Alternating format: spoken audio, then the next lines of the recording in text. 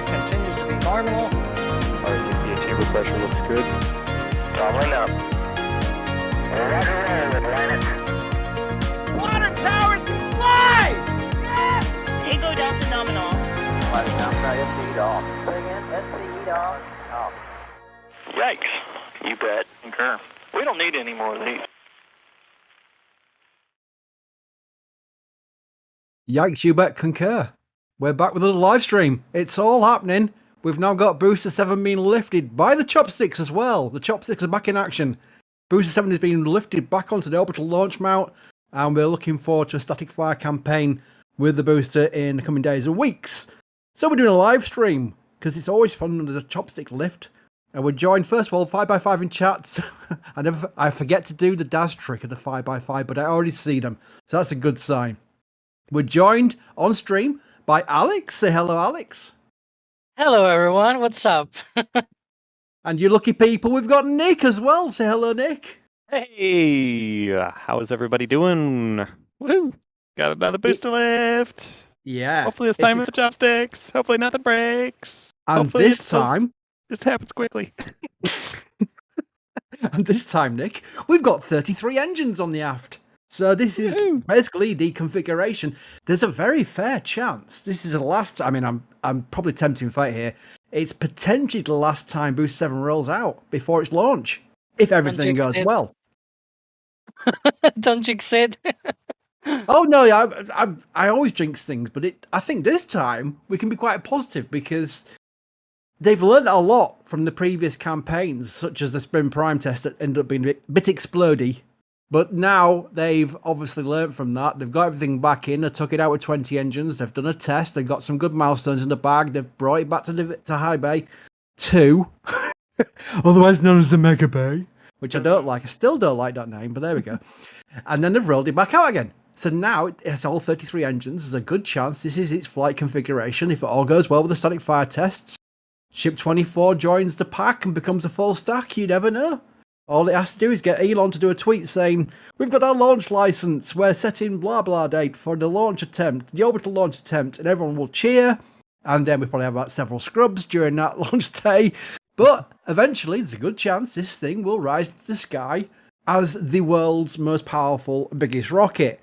Not too long after the next all-powerful biggest rocket, which is the SLS, has launched. It's an incredible situation where within a matter of weeks or months maybe, we might see the two biggest rockets ever to be launched, literally just within a short time frame from each other. I'm rambling on, so I'm going to tell everyone in chat, if you've got any questions, do it at NASASpaceflight, and we'll go through our panel list, and we'll basically try and answer the best we can on what we hear. But right now, we're just watching this. I'm keeping one eye on the booster, because if it starts rising at the pace, we want to be concentrating on that rather than questions, but we'll take some questions to start with. Brian asks, how many engines are on booster right now? Wow, you kind of like asked the question as I was answering it.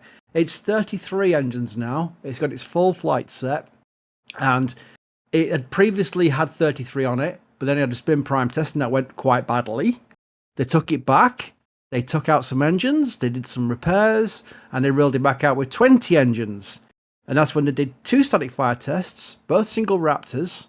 One was the longest in fact, firing of a Raptor on the orbital launch start compared to the ones at, say, McGregor, because McGregor, they fire them on much longer durations as it is. And then they've rolled it back. They've taken it to the Mega Bay. I mentally refuse to call it the Mega Bay. The Mega Bay. They've installed the rest of the engines, the center engines, and they've rolled it back out. So it's now got 33 engines on it. Which is exactly how many we need if we want to lift this thing off that ground that it's been sitting on for a while. I saw a little tweet a little bit ago. That the person was like, "We see lots of back and forth. When will it go up?" That is what we're all waiting for here. Well, from experience, Nick, I'll throw this question to you first of all, and then we'll expand on it with the Chopstick lift. Nutalum, that's his name, or her name, asks, is this the first Chopstick lift? Now, we know it's not, but I'm going to safely assume you were there for the first time Chopsticks lifted a booster. Am I correct, Nick? I was probably here for that, but whether or not I remember that, I don't know. They all kind of blur together, to be honest. After you sit Yeah. outside sweating in the sunlight for 50 or 60 times, it all just kind of blurs together. Yeah, I'm pretty sure that they have done it with the booster before. I believe they didn't have any engines on it though, if I recall correctly. Right. But maybe it did. Again, I can't remember. But I know for sure they've done it with the Starship twice now. So they've done a Starship chopstick stack twice. I know that is a fact. And likely, I guess we do know this is a fact as well. This is the first time a booster's been lifted onto the orbital launch mount with 33 Raptor engines ready to go. Alex, can you remember the last time the chopsticks were employed on the booster? Are we talking? We're trying to get to the bottom of whether or not this is the first time with 33 engines that a booster's been lifted by the chopsticks. Was it lifted originally before the spring prime test with the chopsticks? That's what I'm thinking. Yeah, it was lifted with the chopsticks back then. Yep. Right. That was. Go on, Alex. I think it was. Hold up. Off the top of my head, I think it was June, on the 3rd week of June, somewhere around that. I know it was after the FAA released, because we were all tired, and then suddenly Booster 7 rolled out. It was like, haha, yeah, more stuff that we have to cover. Did that have Raptors though? I can't remember. Yeah, it had all 33 Okay, Raptors. it had all 33? Okay. I'm actually going to be looking for the, I believe we have the live Too stream. bad there wasn't like some videos that we could go back and look on at, like, you know. Yeah, right? Months ago It's from, almost like we have that. Everybody check out the channel for all your videos you'll ever wish to see. Mary and Nick are out there all hours. It was a crazy amount of hours, and they are getting what is called original content. You will see as popularity grows with Starship, there'll be lots and lots of YouTube channels where they don't use original content. Ours is original content, so always keep that in mind when you appreciate the amount of effort that Mary and Nick and the editors put in to create these videos each day. I'm going to pin the latest one into chat just to make my point. But I wanted to ask Nick a question about the chopsticks, which I got too long-winded with. Is you see these things up close and personal as you're there? I mean, as close as you can get. Yeah, try and point into words what this looks like, because on a live stream like this, obviously you get a scale of it. It's massive, but up close and personal, is it? I wonder if you can just describe to people who've never been there, what this launch tower is like. You know, from this distance, this view that we're looking at from one of our more southernly located cameras, they kind of look like they're made out of, straws, like your typical bendy straws that we don't use anymore because we want to protect the environment. But, those, like, they look like they're little itsy bitty tubes. But probably the best sense of scale that I've gotten with the chopsticks was back when they were building them. They were delivering the parts for the chopsticks, and I remember one of the trucks had pulled off in front of the huge Starbase sign, and I was able to walk up all around it, and I didn't touch anything, but you can get pretty close to it. And my goodness, those things are about as big around. The larger pieces are about as big around as a small car, and they're really thick steel. And it was absolutely shocking to see the scale of it up close. And that's really something that only the workers get to experience at this point, because even from all the public viewing spots that we have, like where we have some cameras around, you can't really appreciate that sort of scale until you see an itsy bitsy little grain of rice or person up there. And it's like, oh my goodness, these things are huge. But they are designed to catch the world's biggest rocket, so I guess, they should be pretty big. Absolutely. And I've got kind of a joint question here where Kevin Bradford asked, do your spreadsheets track the timing of the lift, stabilizers engaged, first movement, last movement, chopsticks disengaged? Well, we need Adrian on this stream, because we'd also got a question from a 2-month Red Team member, which is how many turtle engines have been fired on the booster or ship at one time to date?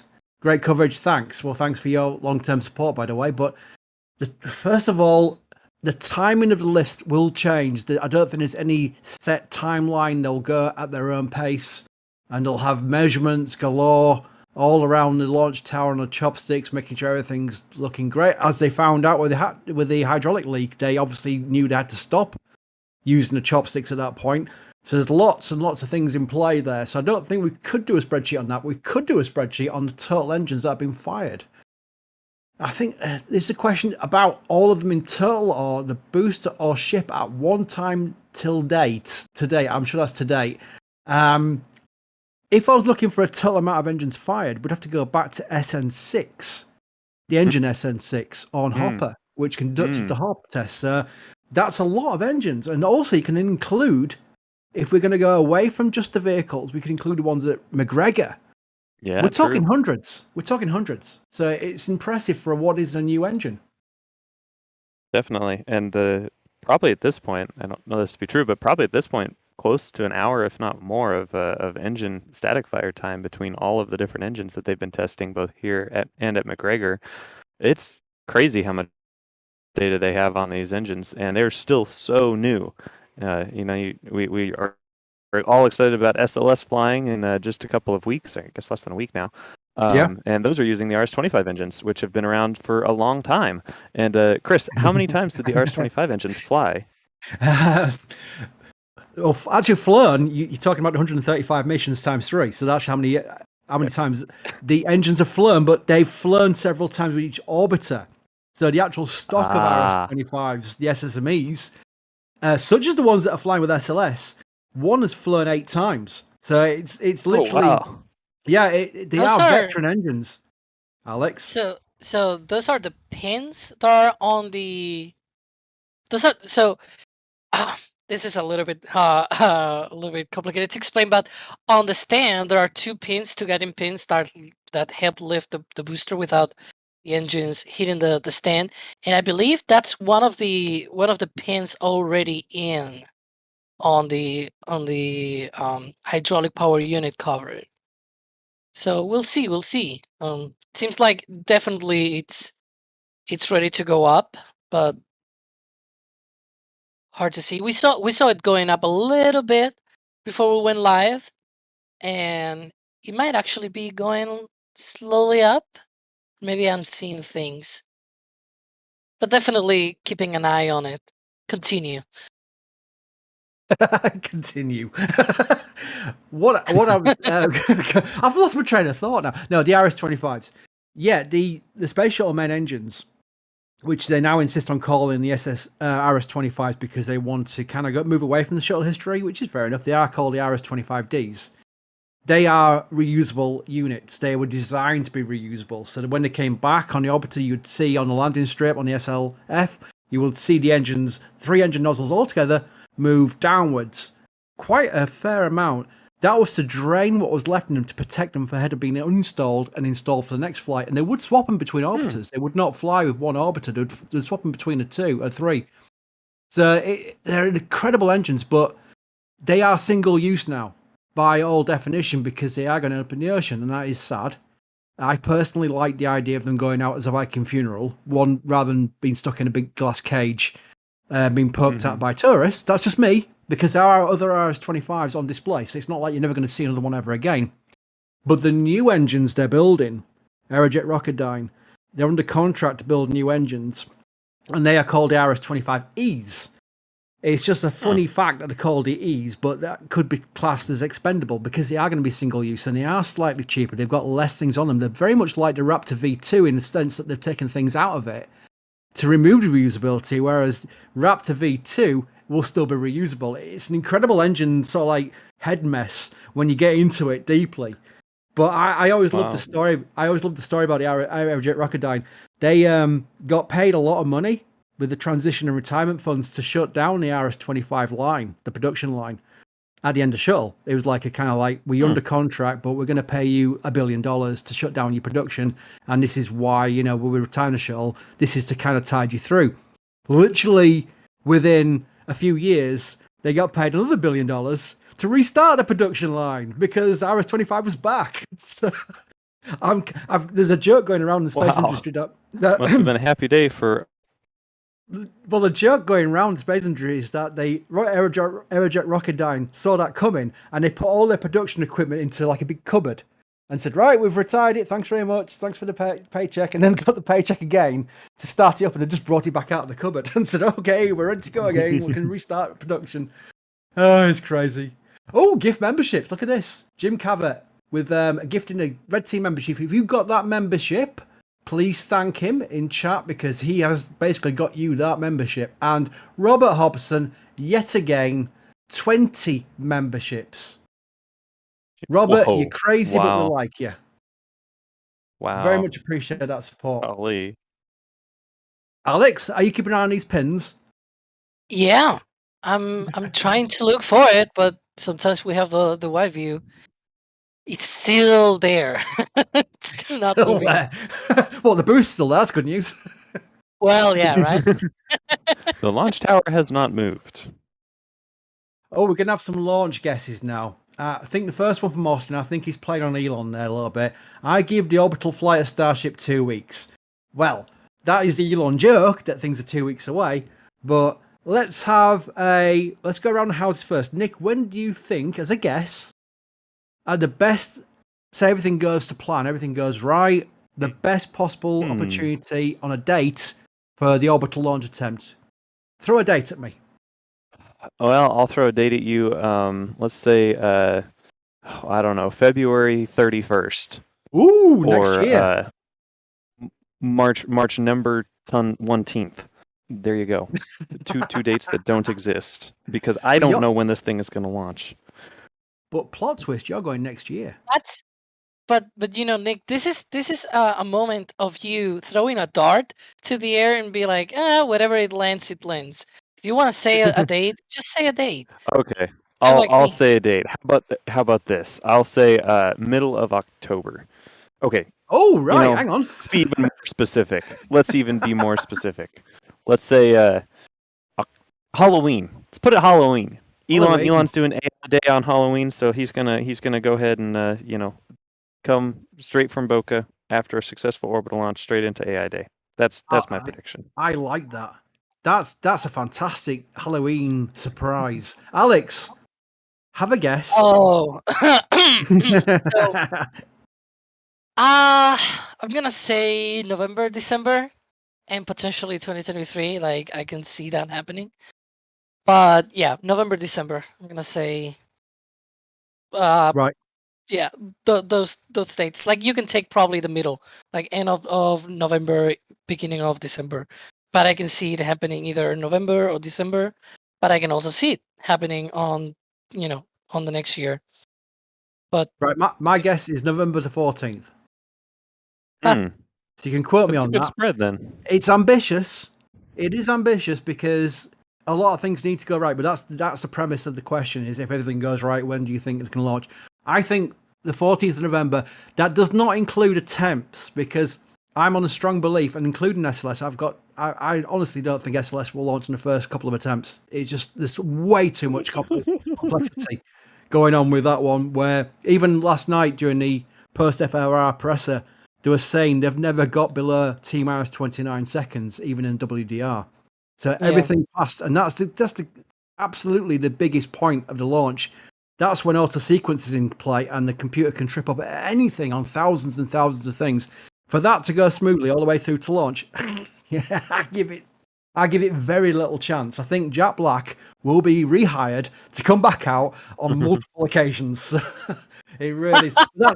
That's important to really stress because a lot of people who have never gone to a launch will go into this launch because it's a big launch, and they'll be thinking this is going to launch tonight, great, or today, this morning, blah blah blah blah, and it doesn't. And they get all disappointed.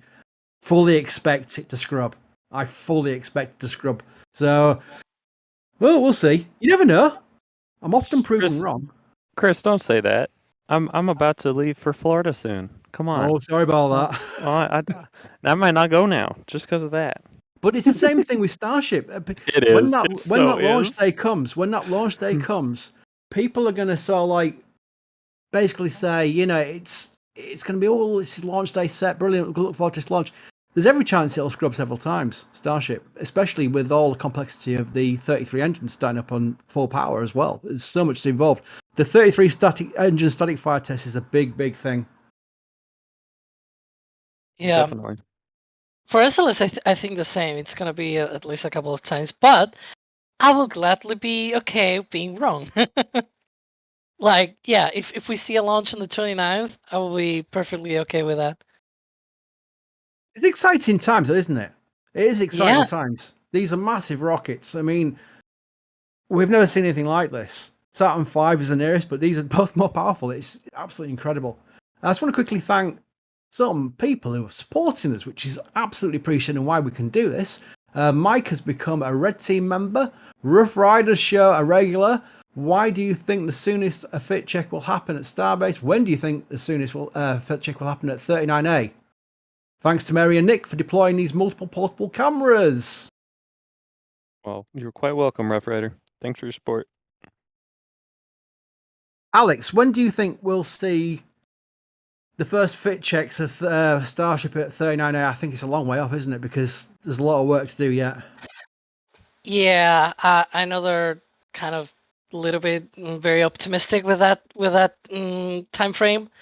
But I'm gonna say Q1 2023. That could be probably well, yeah, Q1 2023, like probably more towards March 2023.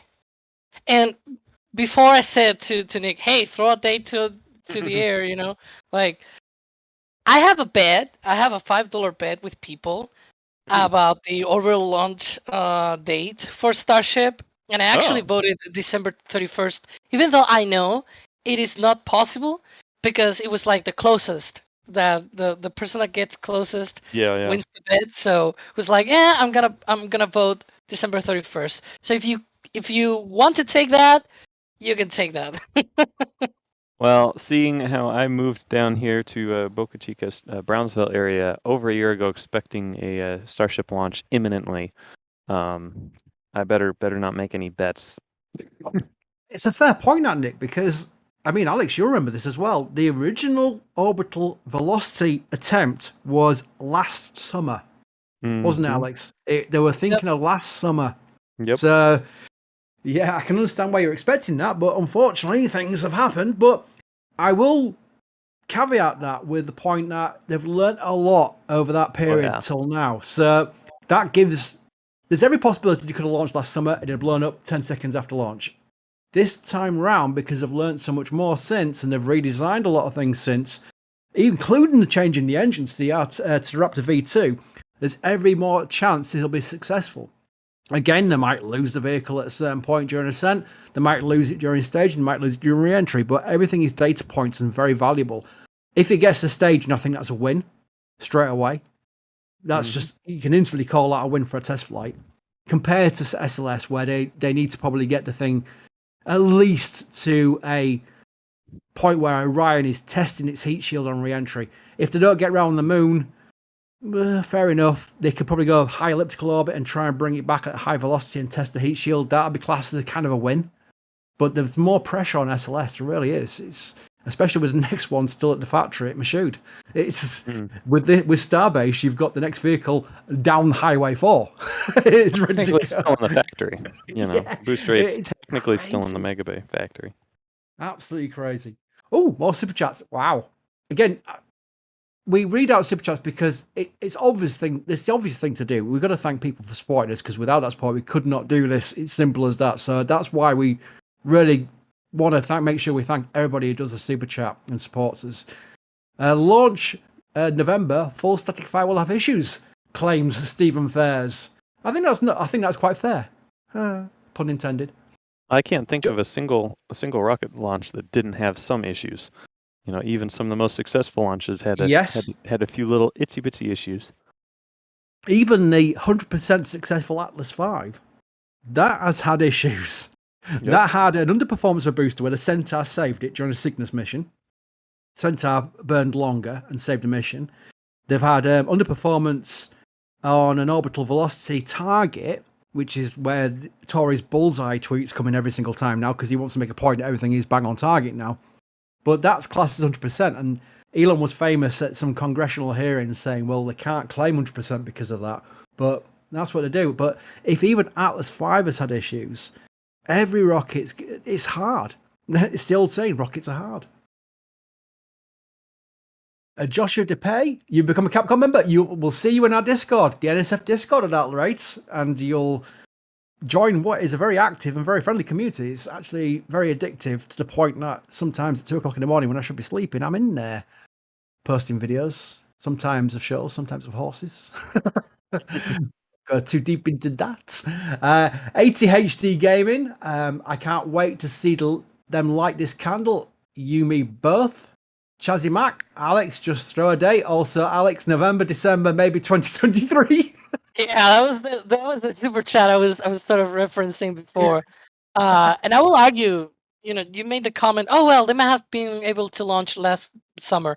I will say no, because even the tank farm wasn't even complete last summer. I think they had a lot of problems with that too. So yeah, I think they're actually being able to launch when they're being able to launch. Let's put it that way. I think this is actually the rushed way that people are sort of saying sometimes, oh, they could have launched with Booster 4 and Ship 20 and it could have been rushed and everything. This is probably what I think it is, a rushed way in some sense. Just probably not not very, very patience. Oh, and Ginux has gifted 10 gift memberships. This is a new thing, Yes. right? That's 10 gift memberships, right? That is basically like a massive super chat, but where you play it forward and pay it forward. You've literally just given 10 people, you've not even picked them, but 10 people have got accept gift on their profile to become a Red Team member and get access to what is quite a lot of content because I put it on, so I know what's going on there. It's photographs from Nick, who's on our stream with us right now, and Mary, and preview clips, yeah. Even SLS pictures, because we've got lots of SLS content from KSC. We've got McGregor stuff on there. We've got lots of things we've not yet published in there as well. So it's quite a hefty Red Team area, a YouTube membership area. So as soon as you accept those gifts, you will be able to access that additional content. And everybody's happy. Lord Nick Flash Lord Nick Flashheart Woof Woof. That is his username. Thank you for your support. Wow. That is an amazing username. Do you think Starship will eventually get names like shuttles? What would you name one? Oh. First of all, wonderful YouTube username. Secondly, thank you for mentioning Shoal. I think they will eventually. We were talking about that earlier, about Heart of Gold was one of the first names that Elon had mentioned in reference to a Starship. And that's obviously deep into the future, but I do like the idea of reusable vehicles having names. It's just a shuttle thing. What names would we prefer? I think he might go for that theme of I forget the author of the Hitchhiker's Guide, the books he likes. Of Course I Still Love You, Shortfall of Gravitas, Just Read the Instructions. Ian Banks, there we go. Got there in the end. My brain was catching up very slowly there. I think he'll go with that theme. That's very Elon-like.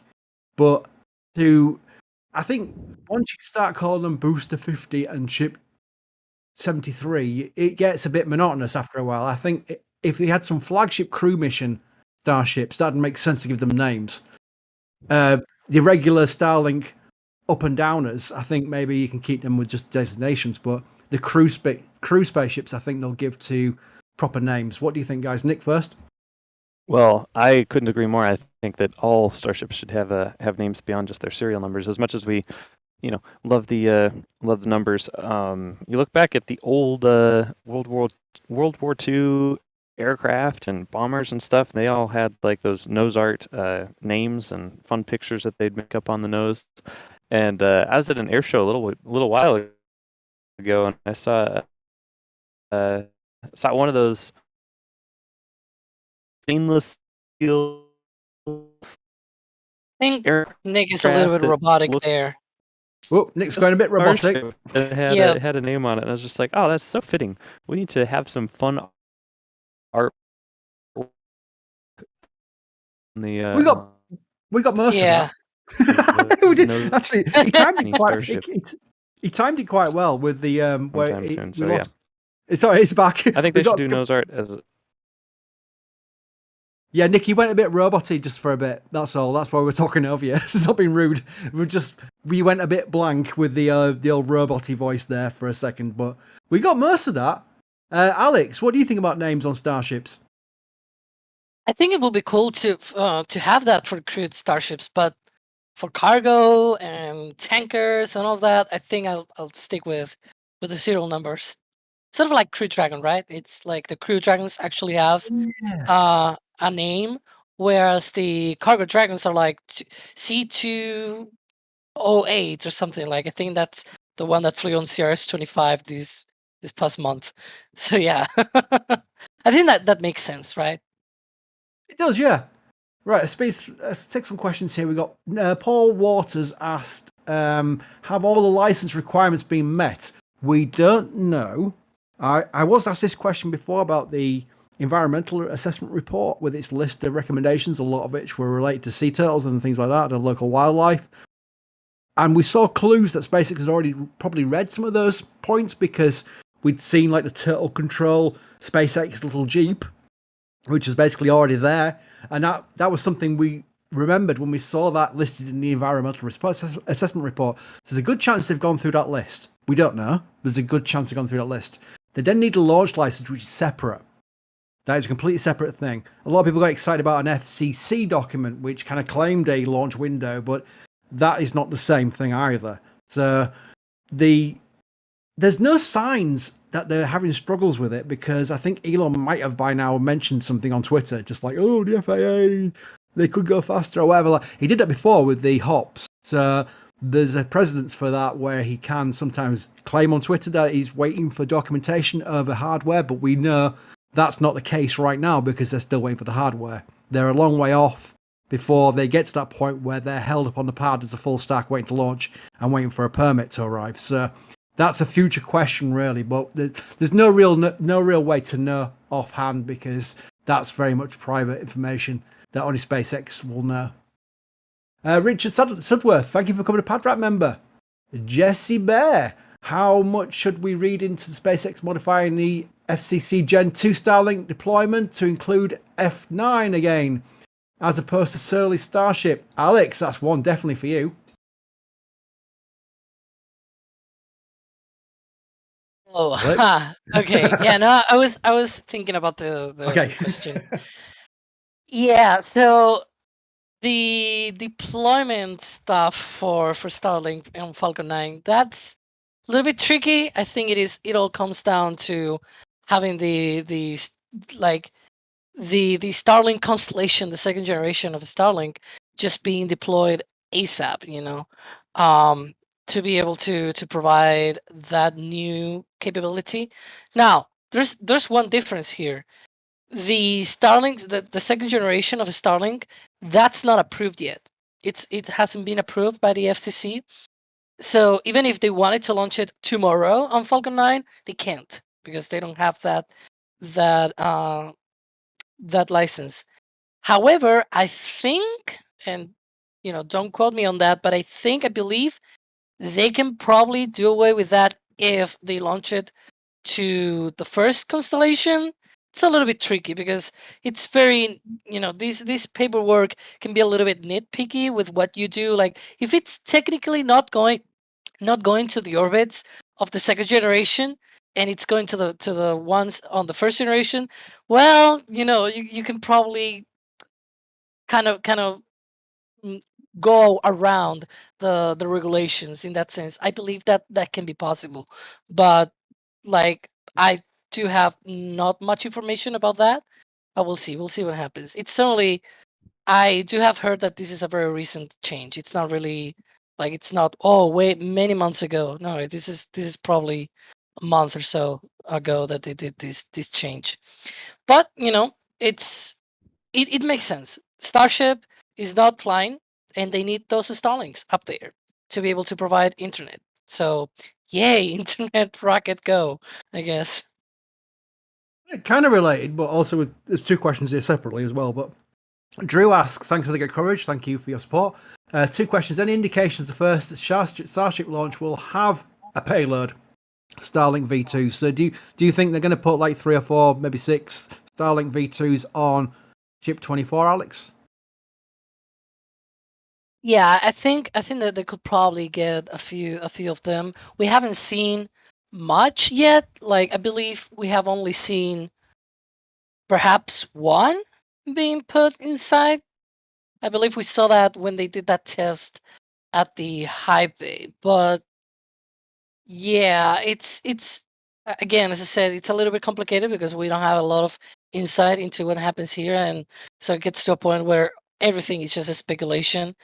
And also we saw, I think Nick caught a few weeks ago, and correct me if I'm wrong here. I think Nick was capturing a few weeks ago a truck with satellites going out of the production building that they have there, the new building for Starlink integration on the box, the white box Yes. there for loading. Yeah, right. And so Yes. that actually, well, go ahead, Nick. I'm gonna let you Yes. speak for a while. Sorry, I should clarify really quick. We don't know for sure that Starlinks were on board as they were departing, Okay. but I will say they went to great lengths not to open up the box. So I would imagine that Mm. that is the shipping truck box. Anyway, go ahead. Yeah, that will make sense. And oh, excuse me. I will actually think, if they're gonna launch these downsized satellites on Falcon 9, wouldn't it make sense to launch them too on Starship and just have like more satellites inside a Starship instead of like the big bulky ones? Like, yeah, they probably provide more stuff, more bandwidth. I was trying to work out that word, but I guess you could launch more and make up for that. Like, it's something I have actually been asked this many times, and I would like to know you guys what you think. But it's actually a fair question, I think. And the other part of the question was, have we seen any earthworks for Pad 49 Yeah. yet for Tower 3? We haven't, have we? And basically, there's a good chance it could be two towers there, Tower 3 and 4, because LC-49, according to the NASA assessment, which is ongoing right now, and it should probably pass quite well because it's Kennedy Space Center, it was looking like it could have space for two towers if they needed that for the cadence they're requiring. Remember that Starbase is going to be a development site, so there won't be many launches from Starbase in comparison to the East Coast, where they'll have LC-39A, LC-49 eventually, potentially two there, the oil rigs as well, and maybe even another site on the East Coast. There's lots of East Coast potential there. One thing that I will point out, though, we recently did a flyover where we actually looked at the grounds where the Future 49 will be, and there was no work, like nothing at all. And that Yeah. place is a swamp. Like, it's way worse than Boca Chica was when they began. That region will take a long time to be able to have any sort of pad infrastructure in there.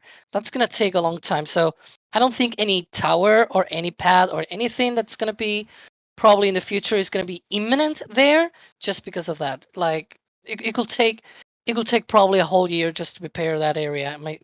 It's what I think. It's really hard. It's a very bad place. Steve has become a PadRat member. Thank you. And Stingray as well has become a PadRat member. And Thinking Thing. Some great usernames on today.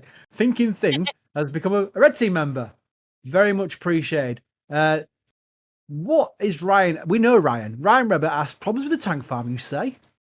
Did I miss that part of the live stream where we mentioned something wrong with the tank farm?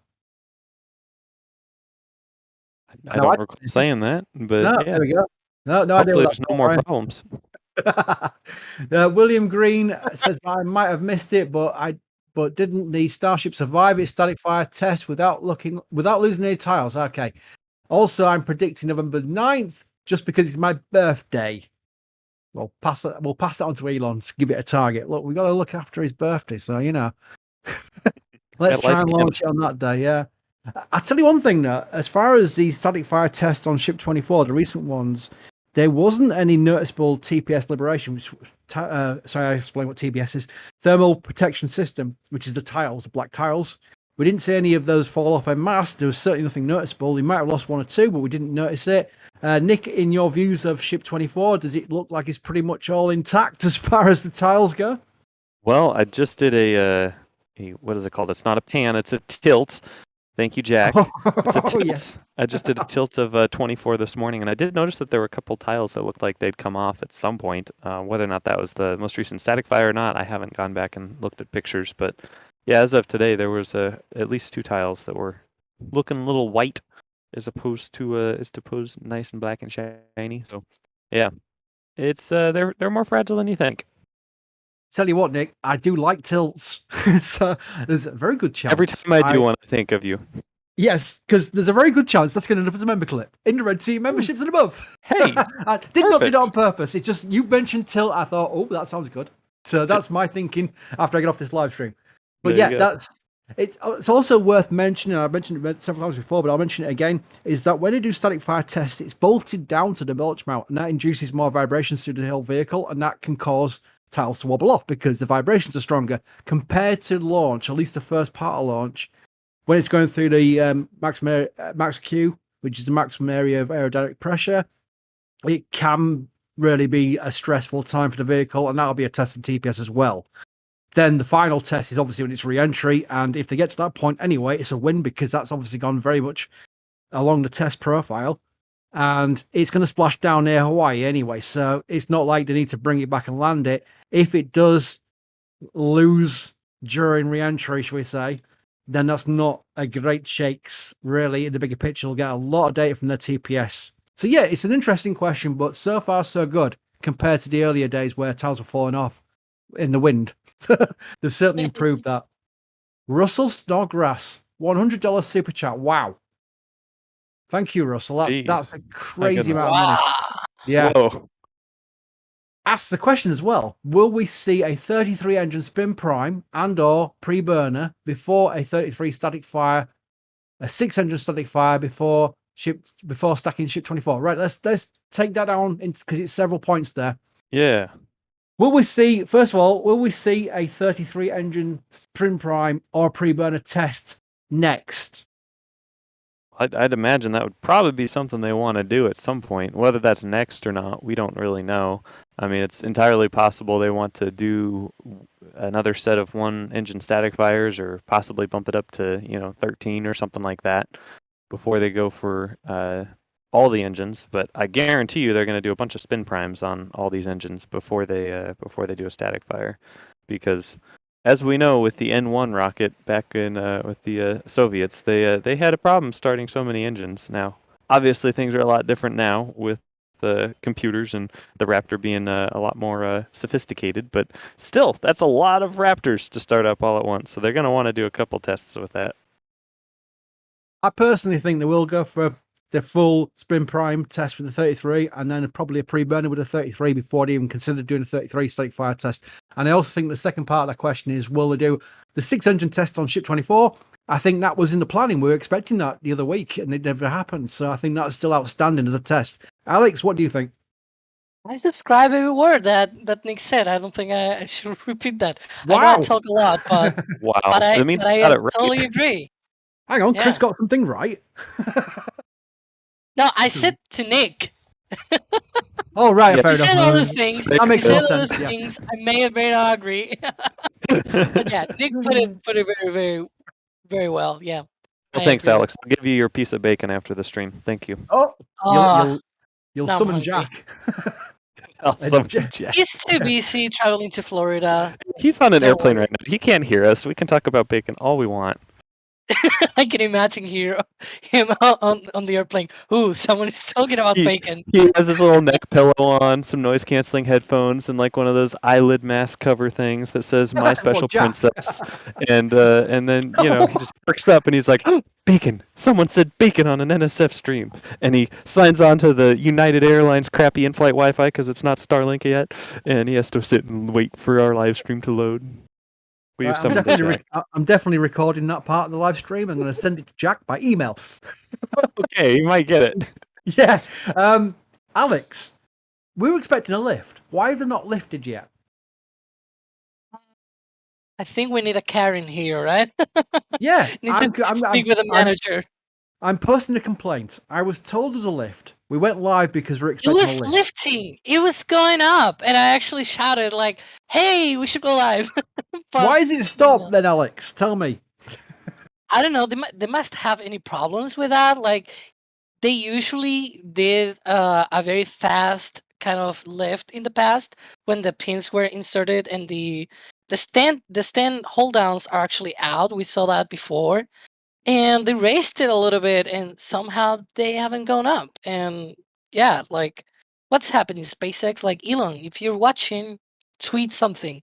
Yeah. Well, actually, if you look at the very bottom, right next to the booster, a couple minutes ago, I actually saw Jeff Bezos running away with a few Raptors. I bet you that No, was the bottom. no. You got to watch Oh that guy. no.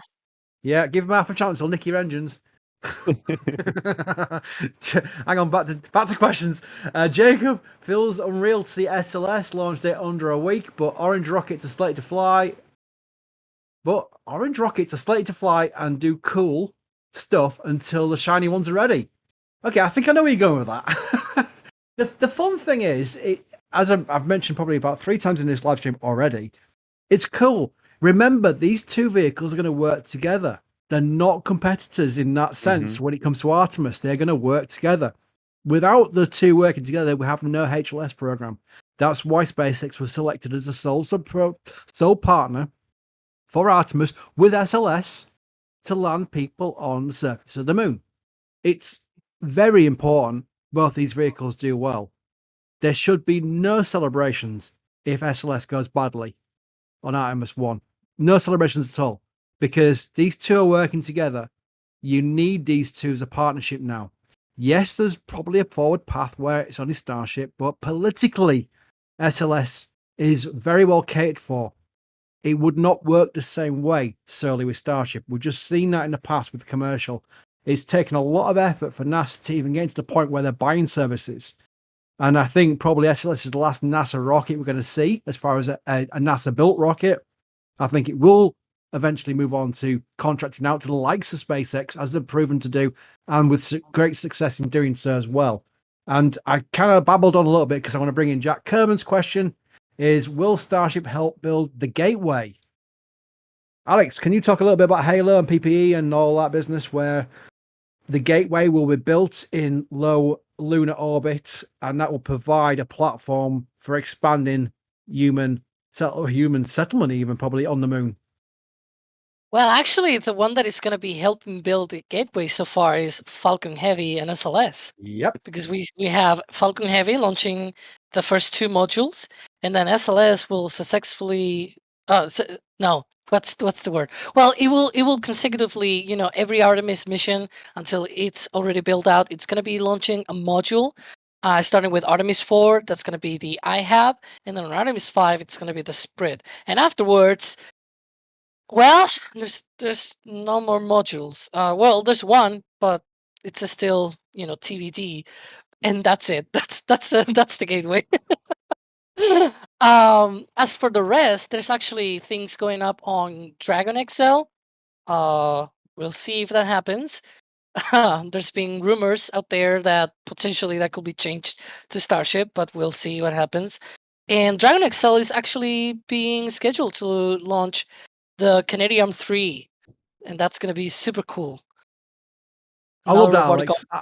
I lined that question up knowing that Falcon Heavy was involved, and I was just waiting for it to go, actually, it's still SpaceX, but it's Falcon Heavy. That's an amazing part of the Artemis program, isn't it? That it's not just SLS, it's not just Starship, it also is Falcon Heavy. It's incredible that the way that these new rockets have come into play, because I remember back during the early days of SLS was going to launch the gateway elements, and suddenly Falcon Heavy proves itself, even though it's only launched a few times, and that's won the contract for it, which has probably saved Artemis program potentially billions, because an SLS contracted launch is a lot of money compared to a Falcon Heavy launch. So it's an incredible way the path has kind of like spread out a little bit, but almost become economic in that sense, where they can have these plans and they don't have to delay several years while they try and catch up with the funding money. And that's where Falcon Heavy has come into play. It's a wonderful thing. I get very excited about those things. That's actually one of the things that kind of makes me a little bit sad of Block 1B of SLS, because it only has actually 2 launches where it's needed, because you can launch Orion on Block 1, right? You don't need the Block 1B, you need Exploration Upper Stage.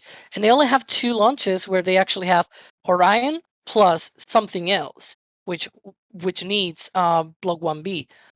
So it's like, why build everything like this? Anyways, this is not SLS talk, but I was sort of like thinking out loud here.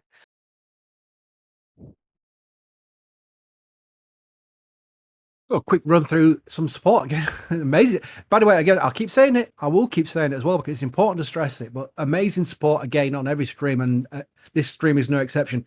Ian's become a Red Team member. Thank you. Brilliant has become a Padrat member. Thank you too. Thank you to James Bagwell has become a Red Team member. We've got Iron Man's become a Red Team member. Why do I say member, funnily? I don't know why. Anyway, Lewis Holdworth, thank you for becoming launch director. That's an incredible level of support. Thank you very much. That's very much appreciated. Wow. Dan asks, what instrumentation do you know of that SpaceX uses to line up the booster or ship so that it is in the correct position for a lift? Do we know that for a start? Yeah, it's a pretty complicated process of sticking your nose out there and making sure everything's all lined up. I'm pretty sure they probably hired like a really good person who's really good at video games, like one of those like expert video game winners, because I bet you, knowing Elon, it's just like an Xbox controller that controls all the chopsticks. Like if I'd guess, that's what the controller looks like, just a little Xbox. I want to play that controller. game. That would be a fun game. They could bring it out for like iPhone or something, couldn't they? Like in the App Store, just like chopstick lifting. I bet somebody's probably working on that. That's like the Dragon docking thing that they have running. Yes. They need that too on their website. I was horrendous at that game. I ended up on the Russian module at one point. I was like, where am I going? This is harder than it looks. And then you get people on Twitter going, I docked it first time, and like, bang on. I thought, yeah, of course you did. You had about 50 attempts more like. Oh, do I hear Thomas arriving? Potentially. Aries 1. Ooh. Really? That's the first thing that I get. That's the thing I get to join to is Aries 1. Is that No, all my no. reputation is these days? We've not mentioned Aries 1 at any point during this stream so far. Somehow I don't believe you. It's been an Aries 1 slander-free zone. We've been very careful not to upset you because I desperately want to go home. And I wouldn't want Thomas to say, well, I'm not coming on. He's slandering Aries 1. That's not fair. I'll be like, no. I'm never going to go home. I'm going to rotate in here. Chris B, thank you for holding down the fort for waiting for this lift to happen. Hopefully we'll get it up here soon. Thanks for hopping on, though. My pleasure, and my exit will obviously mark the point they'll start lifting it because that's how it works. But yeah, thanks, guys. I will speak to you all later. All right, sounds good. All right, who else we got on show? We got Alex and Nick. Alex, how's it going? Hello, Thomas. How are you doing? I'm doing pretty well. And Nick, how are you doing? I'm doing pretty good. A little hot and toasty, and a little disappointed that I'm lifting yet. Yes, it's still cool. We'll sit and chat. Are you out in the field or are you in a studio somewhere? I am in a field studio. How about that? A field studio. We'll leave it at that. Thanks, Nick, for hopping on, Alex, as well. What were we talking about? I literally just hopped in, and Crispy didn't even give me 30 seconds to understand what was going on. So we were talking about a bunch of nothing right now. If we can find something else to talk about, Alex, what is going on? Have we seen the pins move? What's the latest there?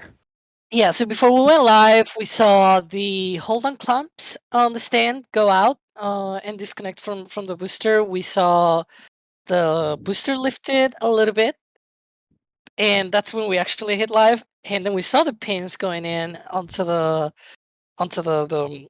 arrow covers for the hydraulic power units, and that's where we are since we went live. So SpaceX lifted already. So the booster is sitting, it's resting on the chopsticks, correct? Yep, it's being held down by the chopsticks right now. But it hasn't actually been lifted off of the transport stand. No, it's only been like a few centimeters. Okay. But it was noticeable when we went live. Yep. Gotcha. Okay. And of course, the big ticket item here is the fact that Booster 7 now has all 33 of its engines once again, and should be moving back into testing flows for testing some of those newly added engines, and then eventually working its way up to all 33 at once.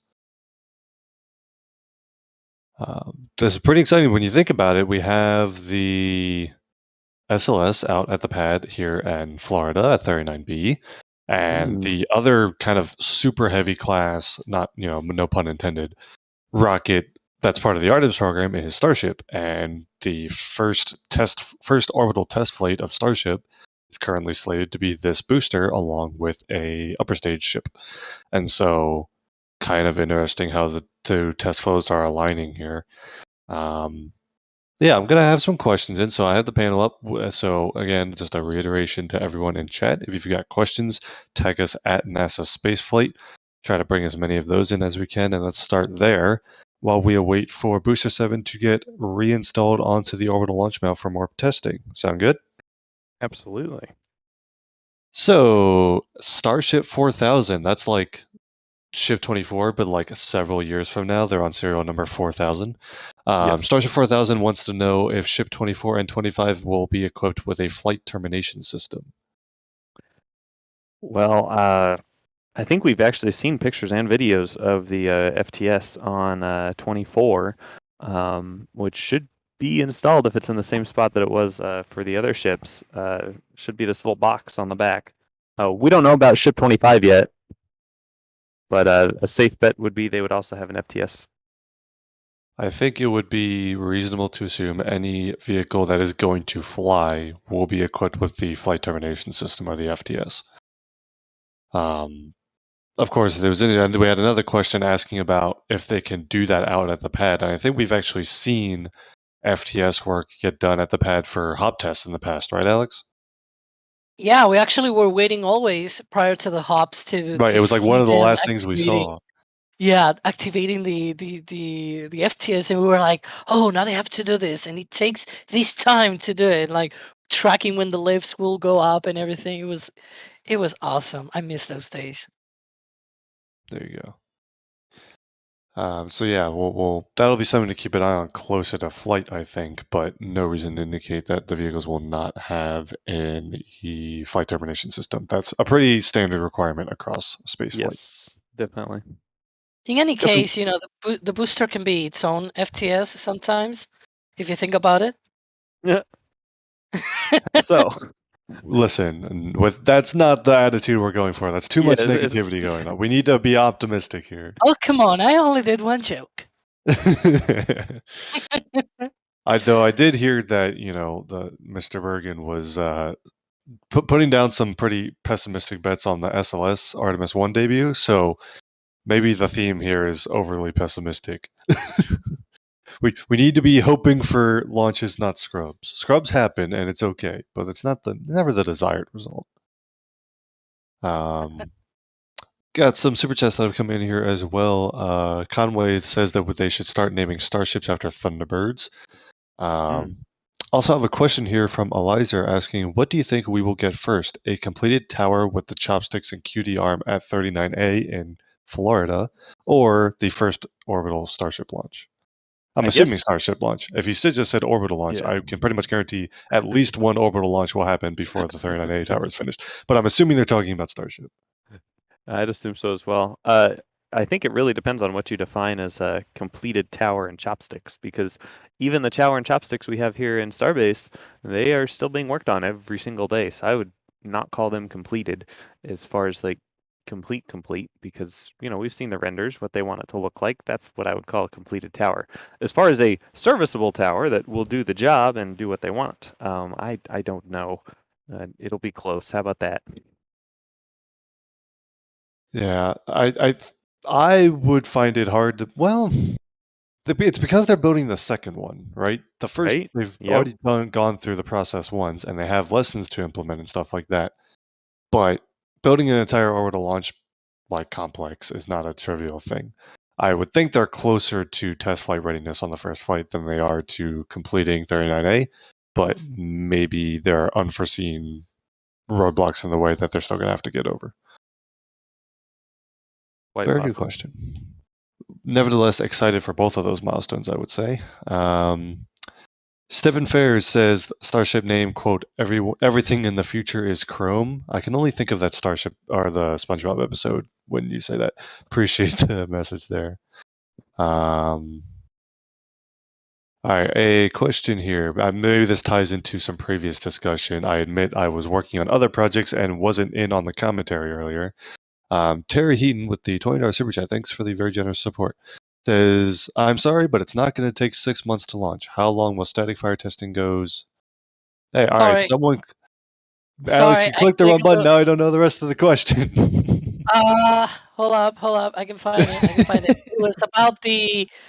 Yeah, it They were was saying about that they don't think it's going to take 6 months to get to launch with them. Exactly. Yep. Sorry, I clicked on the wrong thing. Yeah, it was about, oh, why do you think it's gonna take so long? Because it takes like 2 weeks for the static fires and it's gonna be ready, right? That's sort of the attitude that most people were last year for the Orbital launch too. So, and we know it didn't happen last year. It Yeah. didn't happen earlier this year, and it might not happen this year at all. And so we gotta go with the attitude a little bit more humble. Let's put it that way, right? Where we gotta admit that we don't know the full testing campaign that SpaceX might be wanting to do.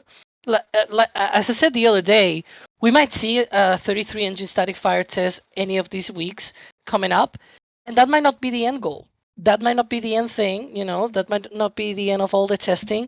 There might be something coming up later. There might be some other testing that they might want to run. There might be multiple 33 engine static fire tests for all we know. So just because they have done one major test that we think it's like the big thing, that doesn't assume that that's the end of the testing for that ship or that booster. And so the same way, for example, they did like multiple 6-engine static fire tests on ship 20, the same thing could be said for ship 24. Like maybe they do a 6-engine static fire test. That shouldn't be the end goal. That shouldn't be the end of all the testing. There might be some testing later on that could also be testing of the 6 engines. So we shouldn't assume testing is done just because we see some of the big tests being completed.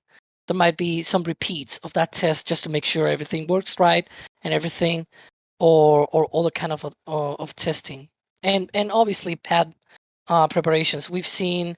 I actually wrote about this on my latest Starship article, and I mentioned that they have done work on the pad on the OLM to be able to vent or recapture some of the methane that they were evaporating from the engines from the chill vents. And we don't really know if that's permanent or just for static fire tests. Whether they're gonna have to change something in between or they're gonna keep that for the launch. It's very open-ended there.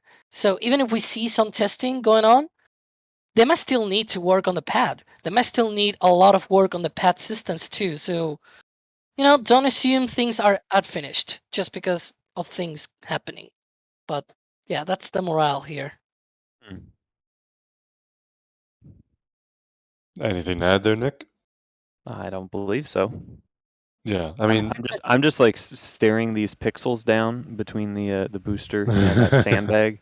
Like, I'm pretty sure I'm burning those pixels on my computer screen because I'm staring at them so intently. Yeah, the only note I'll add about the Starship launch schedule discussion is no one actually knows when this thing is going to actually be ready to launch. It's the first time they're doing it, and there's no amount of certainty in any of the launch targets right now.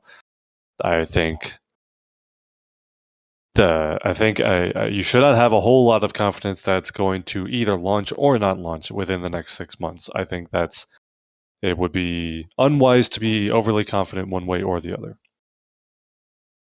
But of course, once we get closer, as new milestones get checked off, it will be more and more confident that launch is happening soon.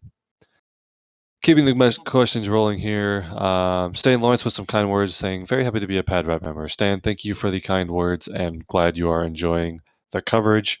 Also, Golf Buddy with a Super Chat support as well. Appreciate the support there. Question here from Good Gremlin who says, how high could a Starship fly without a booster? Ooh. Huh. I don't know, actually, because I guess the original test flights through, 8 through 15, they didn't have full tanks, did they? Right. They also didn't have full engine complements. They only had the 3 sea level engines. Yep.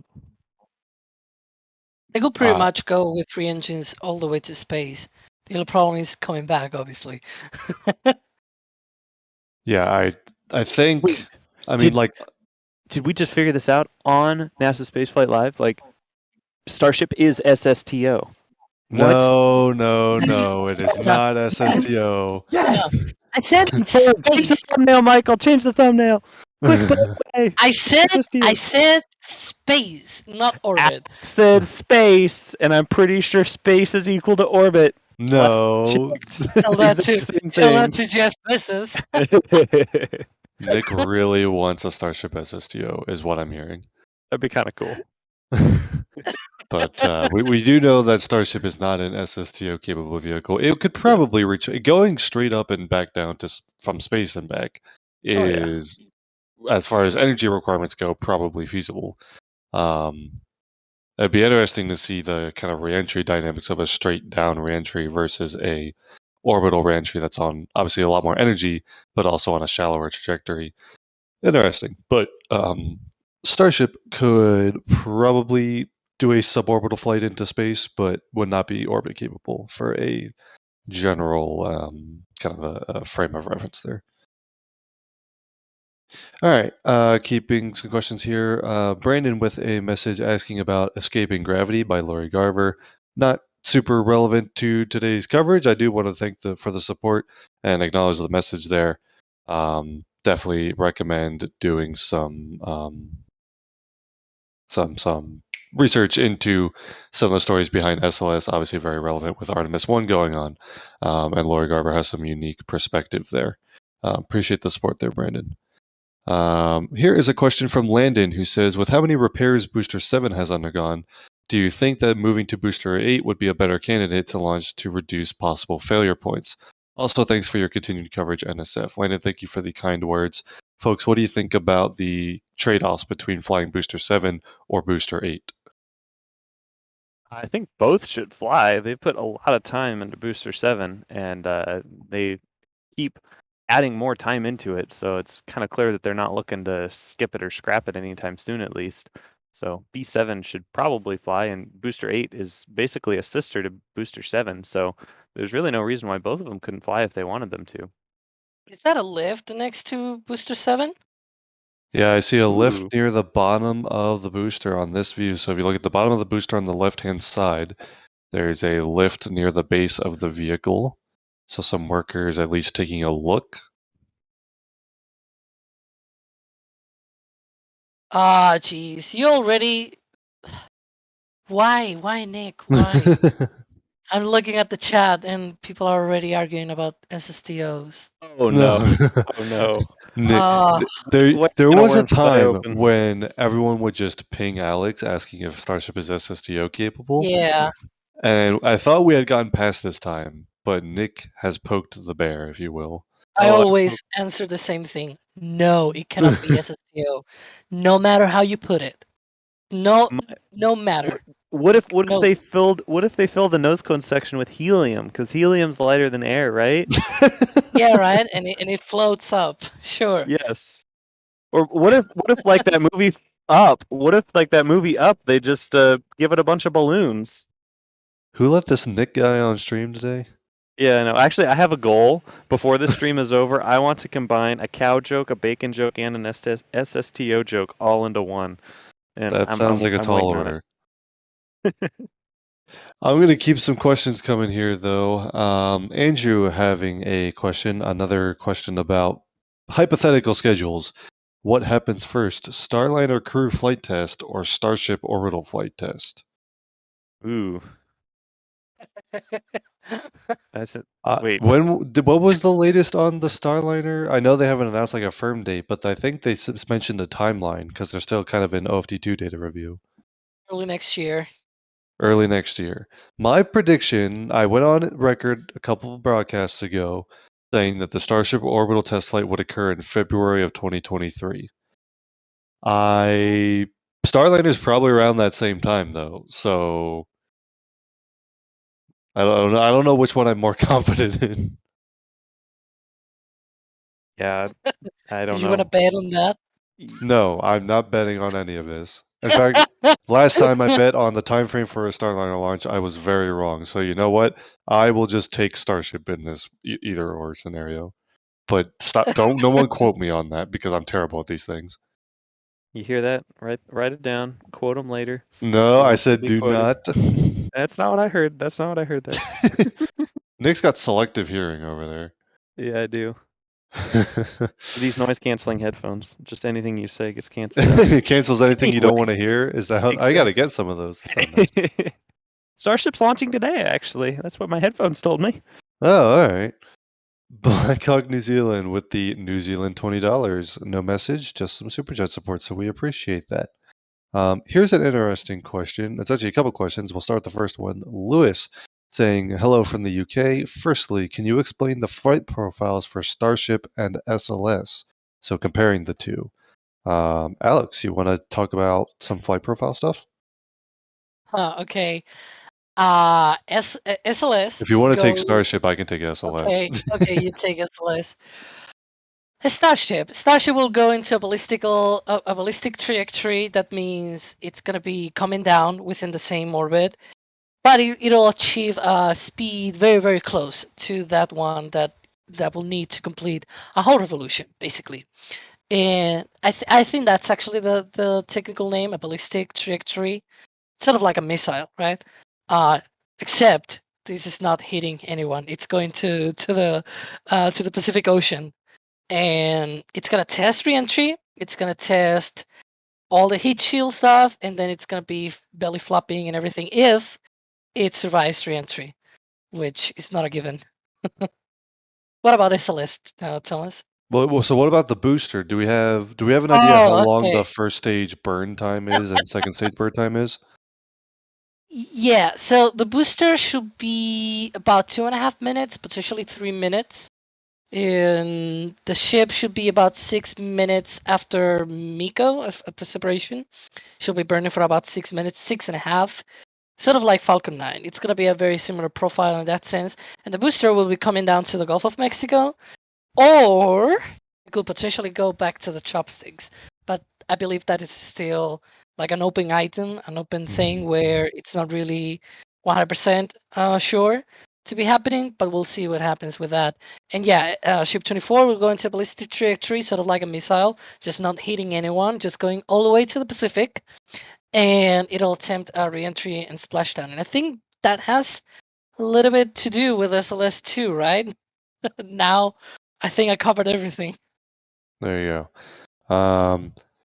It's worth just mentioning why the flight profile for Starship looks like that and why it's very different from SLS. So for comparison, SLS has, of course, the two solid rocket boosters. They simply burn until there's no more propellant left to burn, and that lasts a little over 2 minutes, I believe. The core stage will be firing from the ground all the way until basically a very elliptical orbit, and that burn lasts about 8 to 8.5 minutes. The reason it burns that long, and we kind of refer to this as a sustainer stage, it's a lower thrust but higher efficiency stage that burns from the ground all the way towards space and takes advantage of other boosters for the vast majority of liftoff thrust. That burn could, in theory, get you all the way to orbit. You could get the SLS core stage into a stable orbit if you flew it that way. But of course, that's not the intent. The point of SLS is to get the upper stage and Orion capsule positioned to conduct a translunar injection. So, the core stage kind of flies a different trajectory where it will kick it out to a very high apogee, a very high max altitude on its trajectory. But the lowest point, it won't reach orbit. The lowest point in that elliptical trajectory still intersects Earth's atmosphere, and the core stage will re-enter on the first orbit in a specifically targeted location, so they can close that area off for safety, prevent any debris that survives re-entry from having any hazard to people on the ground or in the ocean. I believe the splashdown zone is in the Pacific Ocean for the core stage. And again, that's for anything that survives re-entry. This will obviously provide the capability for the ICPS upper stage to do a very brief, I think it's like a 20-second burn, which for a stage powered by an RL-10 engine, that's a very small velocity change because the RL-10 is all about efficiency, not about high thrust. So 20 seconds of burning that engine is not a huge change in velocity, but it'll be enough to avoid the low perigee that the core stages will have, and give Orion and ICPS a stable orbit.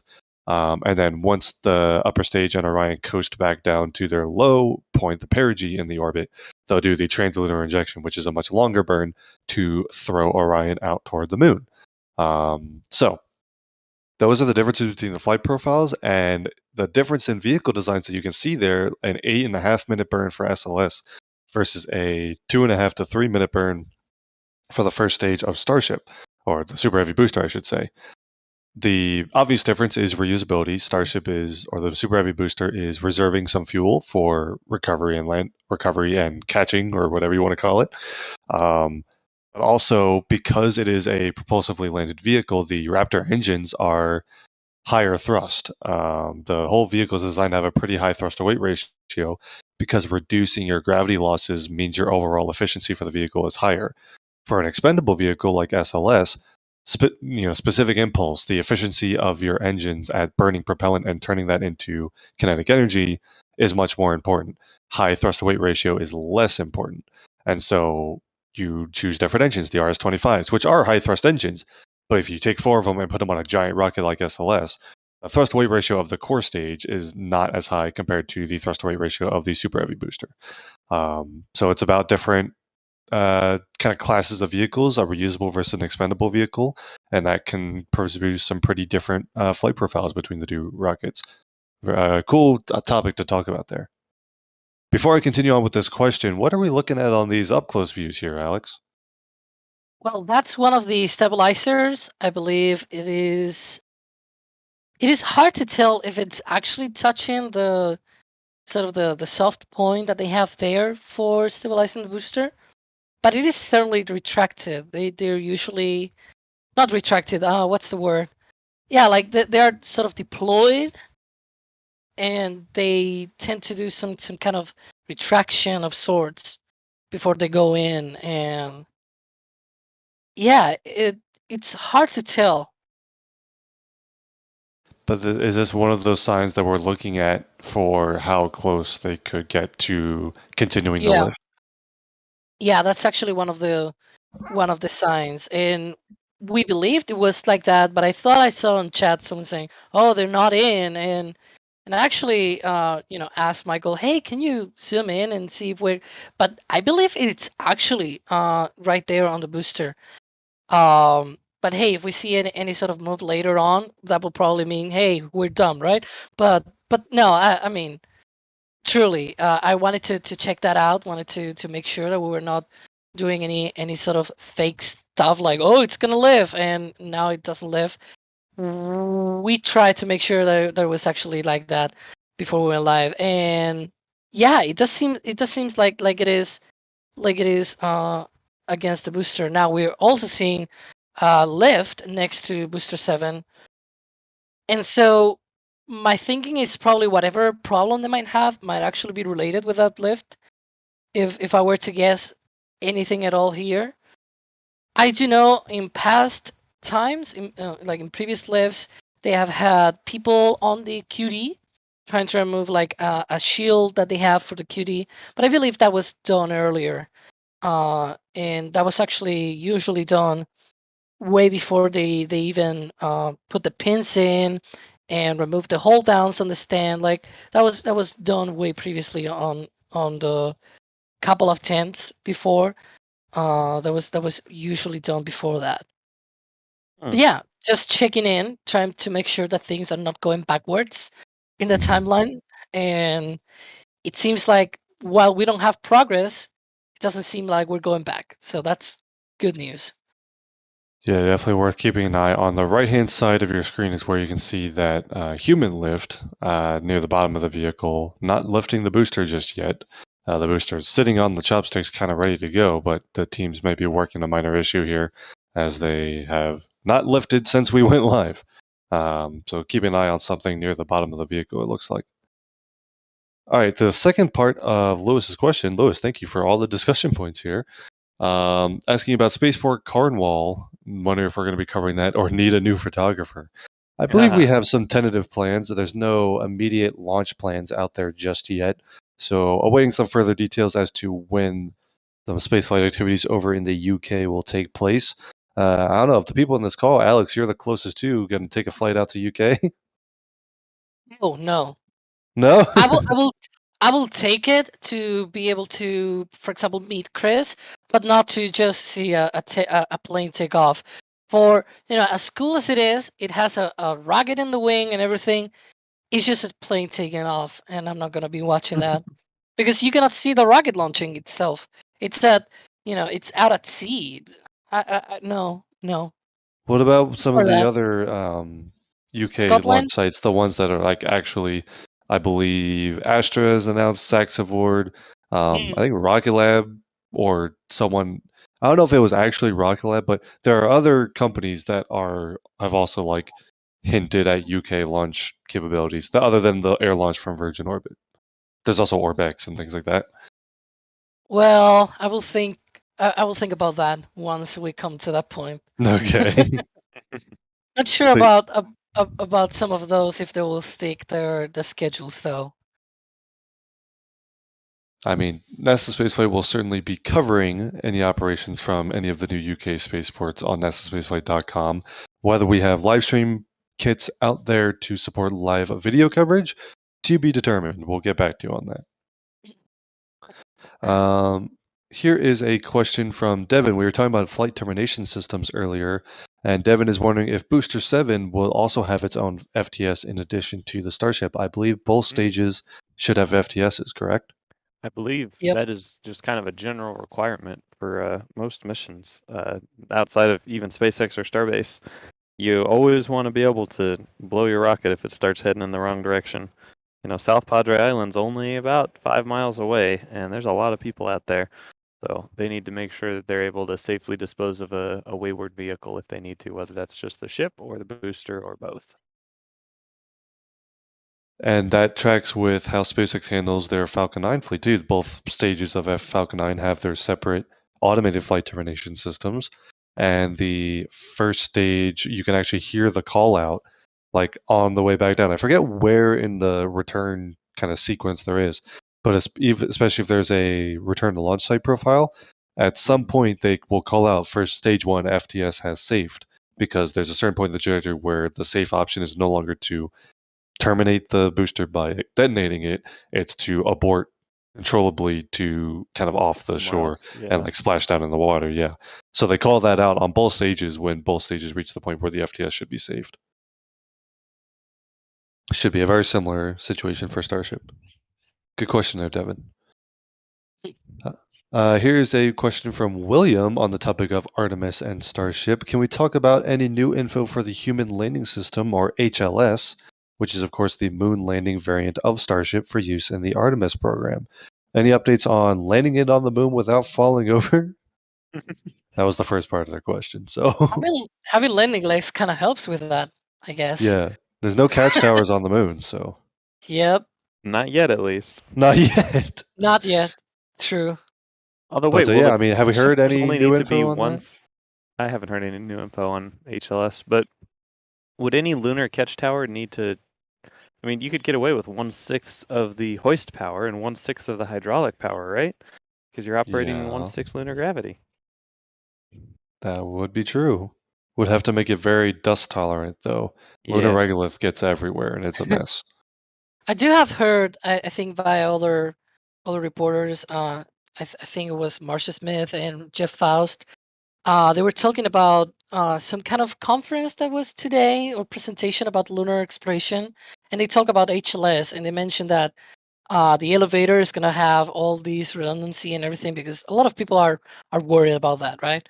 Oh, is it does it get stuck? Then the astronauts get stranded on the moon and they cannot go up. But yeah, it's gonna have all this redundancy built in. NASA is actually very happy with the design and everything.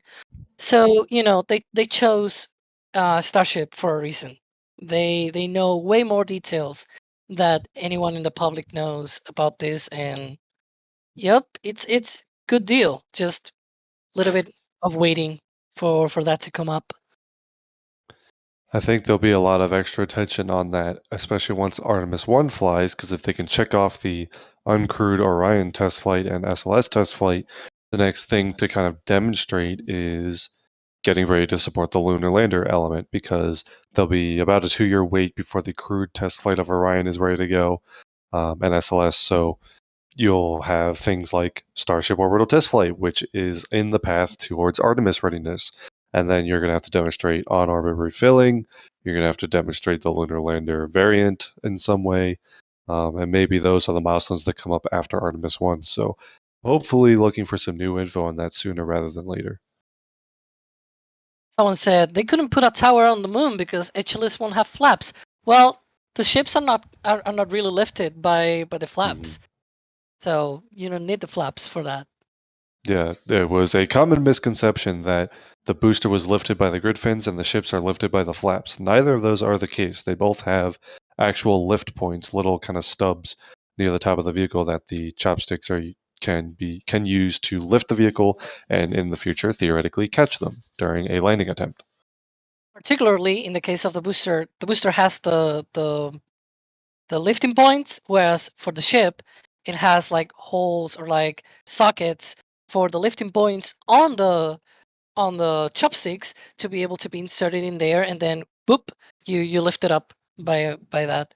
So it's like the booster is the opposite than the ship in terms of how it's lifted. There you go. Another HLS question here from Thomas Schumann, who says, when do you think SpaceX will start production of HLS variants of Starship? Ooh. Hopefully soon. And by golly, Mary and I will make sure to show you guys as soon as we see any pieces. It will be interesting to see if any of those vehicles start out in Starbase. SpaceX has talked about Starbase at the R&D facility. So the flying, the initial test flight or two of HLS from Starbase would make a lot of sense. However, it's also known that the operational missions will likely be conducted from the Kennedy Space Center. And so I wonder how those two facts kind of intertwine with one another. Well, we'll have to wait and see. But I've been keeping my eyes peeled. If I see anything labeled "Deliver to the Moon," we'll have a picture of that, I'm sure. Sounds good. That would be a great box label for HLS hardware. Alex, any thoughts on HLS production timeline? Well, as for the timeline, probably 2024. I'm gonna say. I don't think even for the uncrewed one, I don't think we're gonna see the uncrewed demo until 2025. And the crewed one, like Artemis 3, might not happen until 2027. Ooh. That's my bet. I know the one interesting point that came up recently was NASA actually announced the different potential landing sites for Artemis 3 semi-recently. So that's an interesting discussion that will obviously have to play out before an actual landing attempt. But we, like Alex said, we're a ways off from that. All right. What other questions do we have? Drunar has a question. Didn't Elon say that Starship requires 6 vacuum engines to have a thrust to weight higher than 1 for abort options? I don't recall that. Do either of you? I don't either. Huh. No, what he said is, well, he said there will be possibilities where if you have all 6 vacuum engines, then you could probably have a thrust to weight ratio over 1 instead of use that as the escape abort system, launch abort system. But he also said that on crew flights, you can probably just underfuel the ship, and because it can make it to orbit even if you underfuel it by a little bit, and have enough thrust to weight ratio to be able to move away from the booster, even with the 6 engine variant. 6 engine as in 3 sea level and 3 vacuum engines. Gotcha. But that's sort of I was about to point out that's sort of similar to how the abort system works on Orion once the launch abort system, the tower, is separated. Because after that, the only way that they can that they can escape from SLS if there's any malfunction is by separating the European Service Module and just firing the engine and sort of have that as an escape system of its own. Hmm. So that could also be a thing for Starship if you think about it. The only problem is it only works for when it's flying on the booster, so it only works for the first few minutes of flight. Whereas when it's like if a malfunction happens with the Starship itself, then you don't have a way to escape from that. Right. Definitely an interesting discussion, and again, that's one of those points that we get questions about a lot, and definitely one we want more info on as Starship gets closer to flying humans. EMZ asks, is there any news about the SpaceX lunar lander? We just talked about this. Thank you for the question. Ah. Hope you enjoyed the answer. And then sailing houseless. What a name. Says living. Oh, I get it. Living aboard. I'm assuming that's supposed to say abroad. Loved watching from Bermuda, Florida, Canada, and Florida again. Thanks, team, for the Wow. info and the laughs. Appreciate the support there, sailing houseless. I get your name now. Sounds fun. That's really cool. Bringing in some more questions here. Westy the Third asks, do we know if they are going to attempt to recover Ship 24 after splashdown? Well, I don't know. I don't know if they've thought that far in advance, but I'm sure someone has to have a plan somewhere. But we sure don't know. There might even be multiple plans, of which they don't know which one they will enact yet. Exactly. Alex, thoughts? There's actually some wording about this. I believe it is on one of the planning documents where they say that they do not expect either the booster or the ship. So if they do a splashdown of the booster and a splashdown of the ship, they do not expect it to survive the splashdown. So it will be like you land, but then it topples over, and that could probably damage the booster and the ship to a point where they just probably explode, like they released all the pressure or something, or just they break up. And it's still, so it could probably sink. So that's actually what they say. On I gotta remember, actually, I gotta find it out where it is. I think it is on the FCC sort of trajectory permit, or perhaps it is the PEA. Again, I have to look that up. But yeah, they say they expect it to break up after a splashdown just from impact on the water. Sort of like the early Falcon 9 boosters where they landed and they toppled over and they broke up. We did see two Falcon 9 boosters, where they survived intact, but it was like two boosters out of, I think, 10 to 15 that they splashed down. So yeah, it's not a lot of high probabilities, I think, of surviving. 2 in 10 or 15. That's not a lot. Interesting. Yeah, and once again, yet another point that we're going to want more official info on from SpaceX as they get closer to kind of finalizing those plans. All right, other questions? Oh, sorry, go ahead. Yeah, I was going to ask Alex, how are we looking on the lift here? Any updates? Because this is labeled as a Booster 7 lifting stream with the chopsticks. Well, should probably take a look at that. We are seeing a lift. It's just on the right view. Okay, it's an aerial work platform. That's the technical name and everything. But yeah, Booster 7 is not been lifted yet, and we think it might have to do with that work that they're probably doing right there at the bottom. We cannot see what they're doing, sadly. But we'll be hanging out here and just stay tuned. Whatever happens, the pins haven't gone out. Excuse me. We really haven't seen any sort of step backwards in all of this process. So I don't know. We'll see what happens. It's good news, though, that they haven't gone backwards. If they had gone backwards, that's problematic. Yes, as long as we're moving forward. Yep. Another question here from Jack Vaccaro, who says, do you think they will send out one of SpaceX's West Coast recovery ships, such as NRC or GoQuest, to take video or possibly aid in the recovery of Ship 24?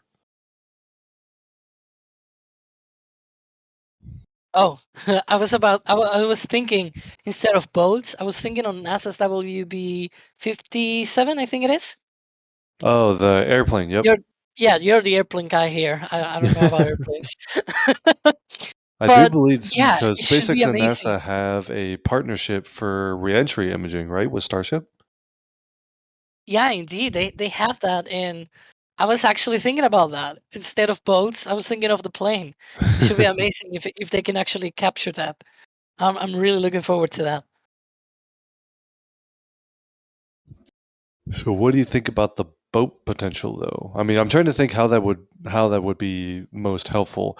It could make sense as a like data collection, like whether just being there for another video angle or to receive like a telemetry downlink or something.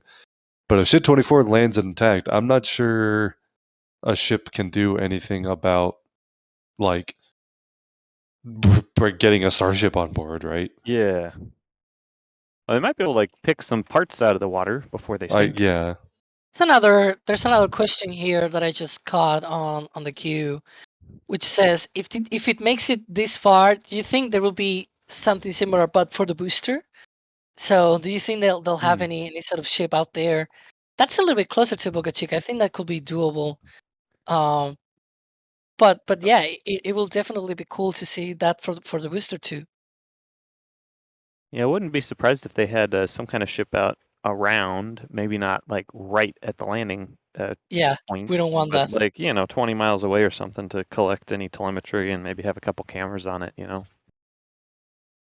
We can always send a kayak out there too. Jack in the kayak on the case. Another question here from Alan, who says, "What do we know about Skyrora's plan to vertical launch from the UK in 2023?" Not much, I don't think yet. So we're still waiting on some more details on those flights, and so we'll stay tuned on that. Let's see what else. Here is a good question from TJ Moore, who says, "How is it known that the maiden flight of Starship will not collide with a Starlink satellite, or may it?" I can actually take this one. There is something called a COLA, or a collision on launch assessment. Basically, it is a bunch of math you can do given a bunch of objects that are tracked in orbit and your launch trajectory to calculate the probability of a launch colliding with something that is already in orbit during the launch.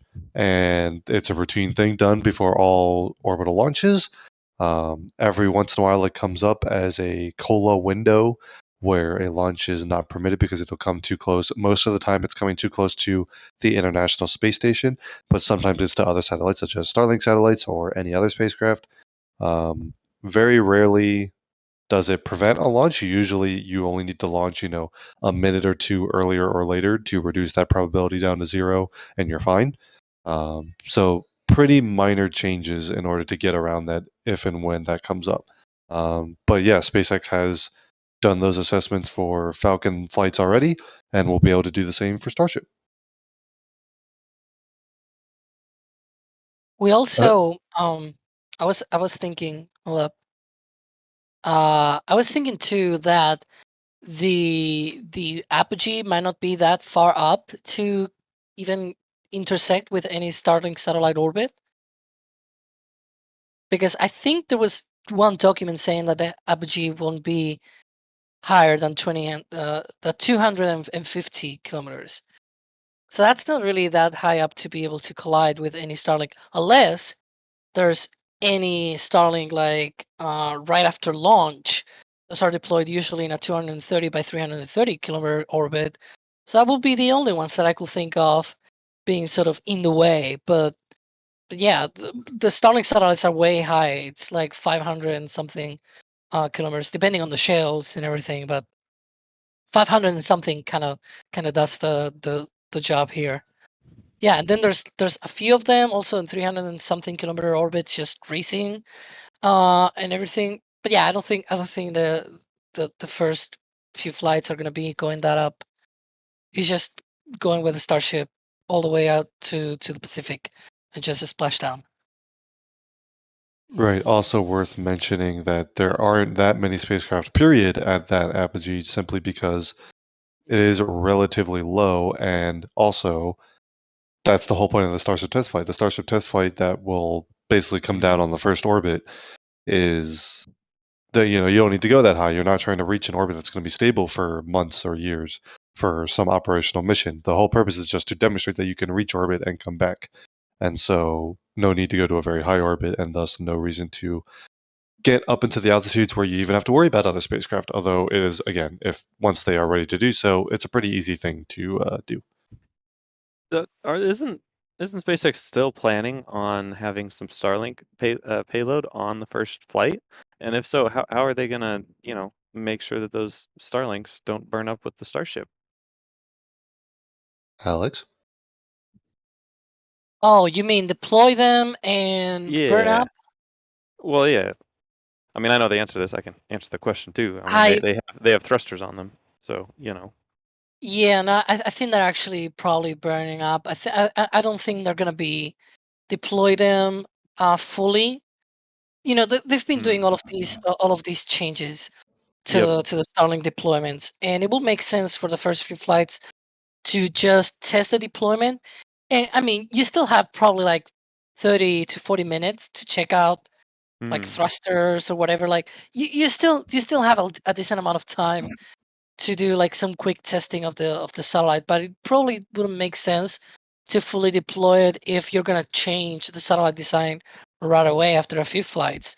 Um, but you can still sort of test the deployment Mm. system and test like I don't know, like the gyroscopes or like hey, do a backflip or something, right? Like Yeah. you can do that. You can actually because it's like 30 to 40 minutes until it re-enters, and that actually gives a lot of time to do many things with the satellite, even though you might not be able to test the whole deployment of going into operational orbit and deploy the solar panel and everything. You can still do a fair bit of testing with that. Still not like, oh, they're just trashing the satellite, they're not doing anything, it's just a waste. No, you can actually do pretty good testing with that. And I know this plan has been pretty fluid. At first, there wasn't even any word of any Starlink prototypes or anything being on the first test flight.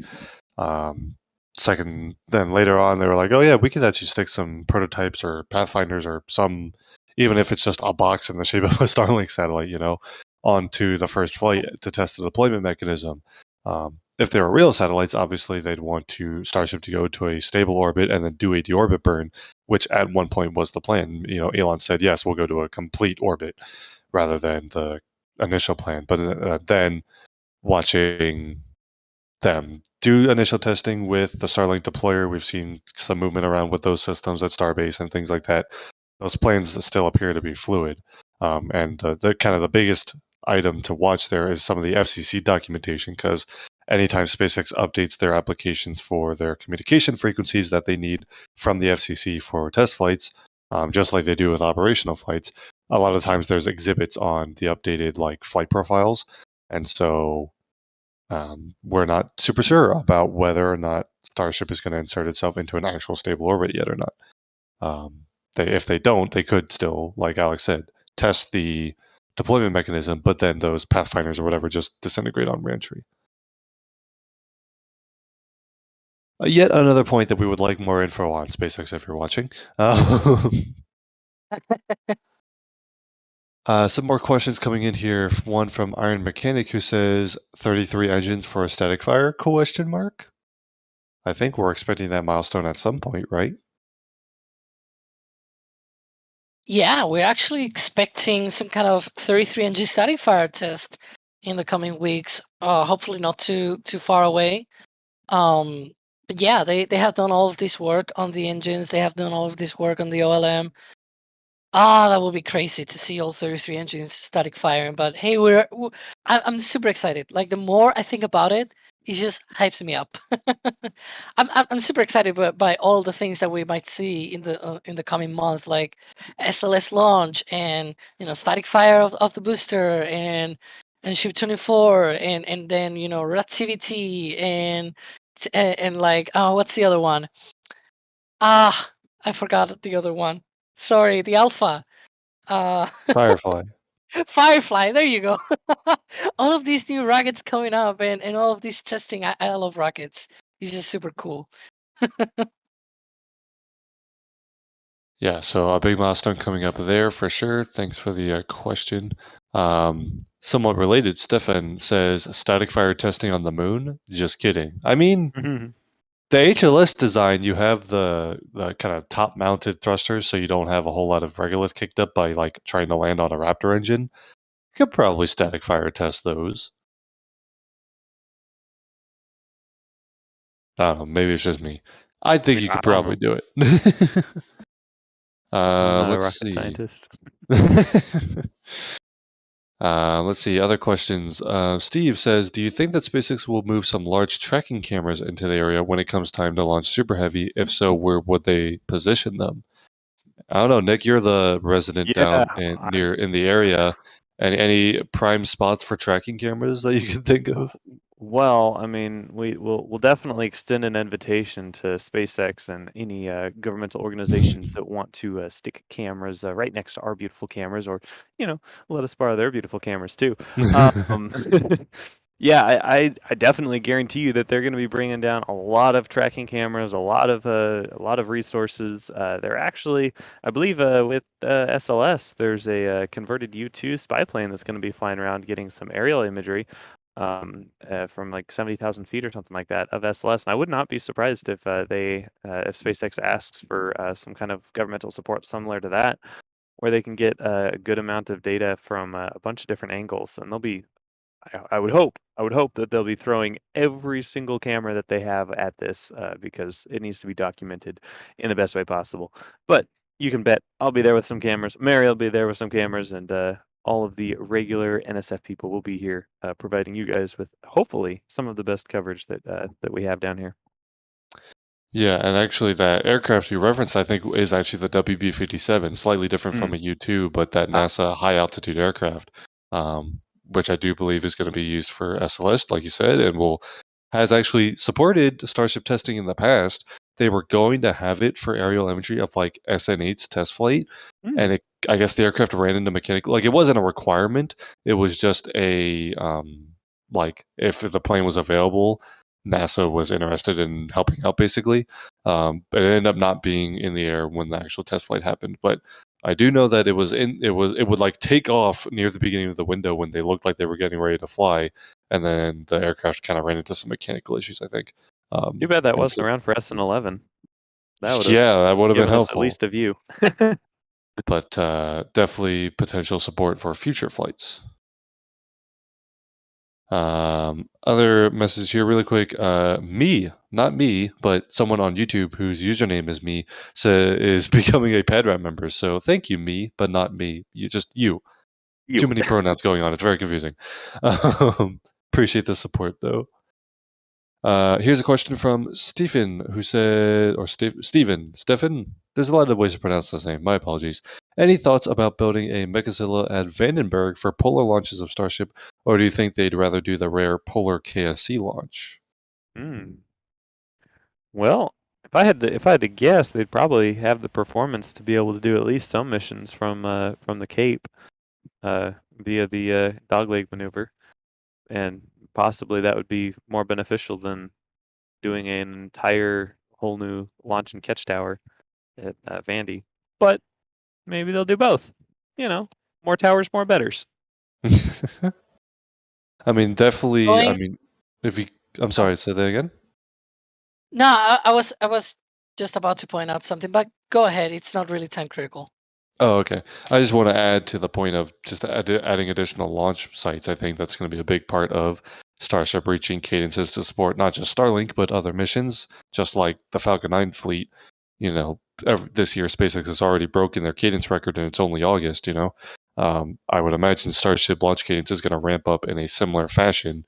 And the more launch sites you have, the more launch cadence you can support, whether that's multiple pads at the same location. So multiple launch sites at Starbase or at Florida, or adding places like Vandenberg or maybe even other places. The converted oil rigs could serve as launch sites. So a all those things considered, I'm sure Vandenberg is in the running and under consideration.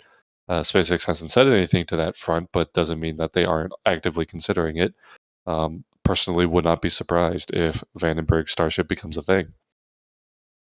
And I know if Jack was here, he would advocate strongly for the use of Slick 6 because he loves that launch pad. Yeah. One thing that I want to point out, and we're seeing it right there, is people are hearing venting on our SBL live stream, the 24/7 live stream that we run, and obviously we're hearing the vent from that tank there.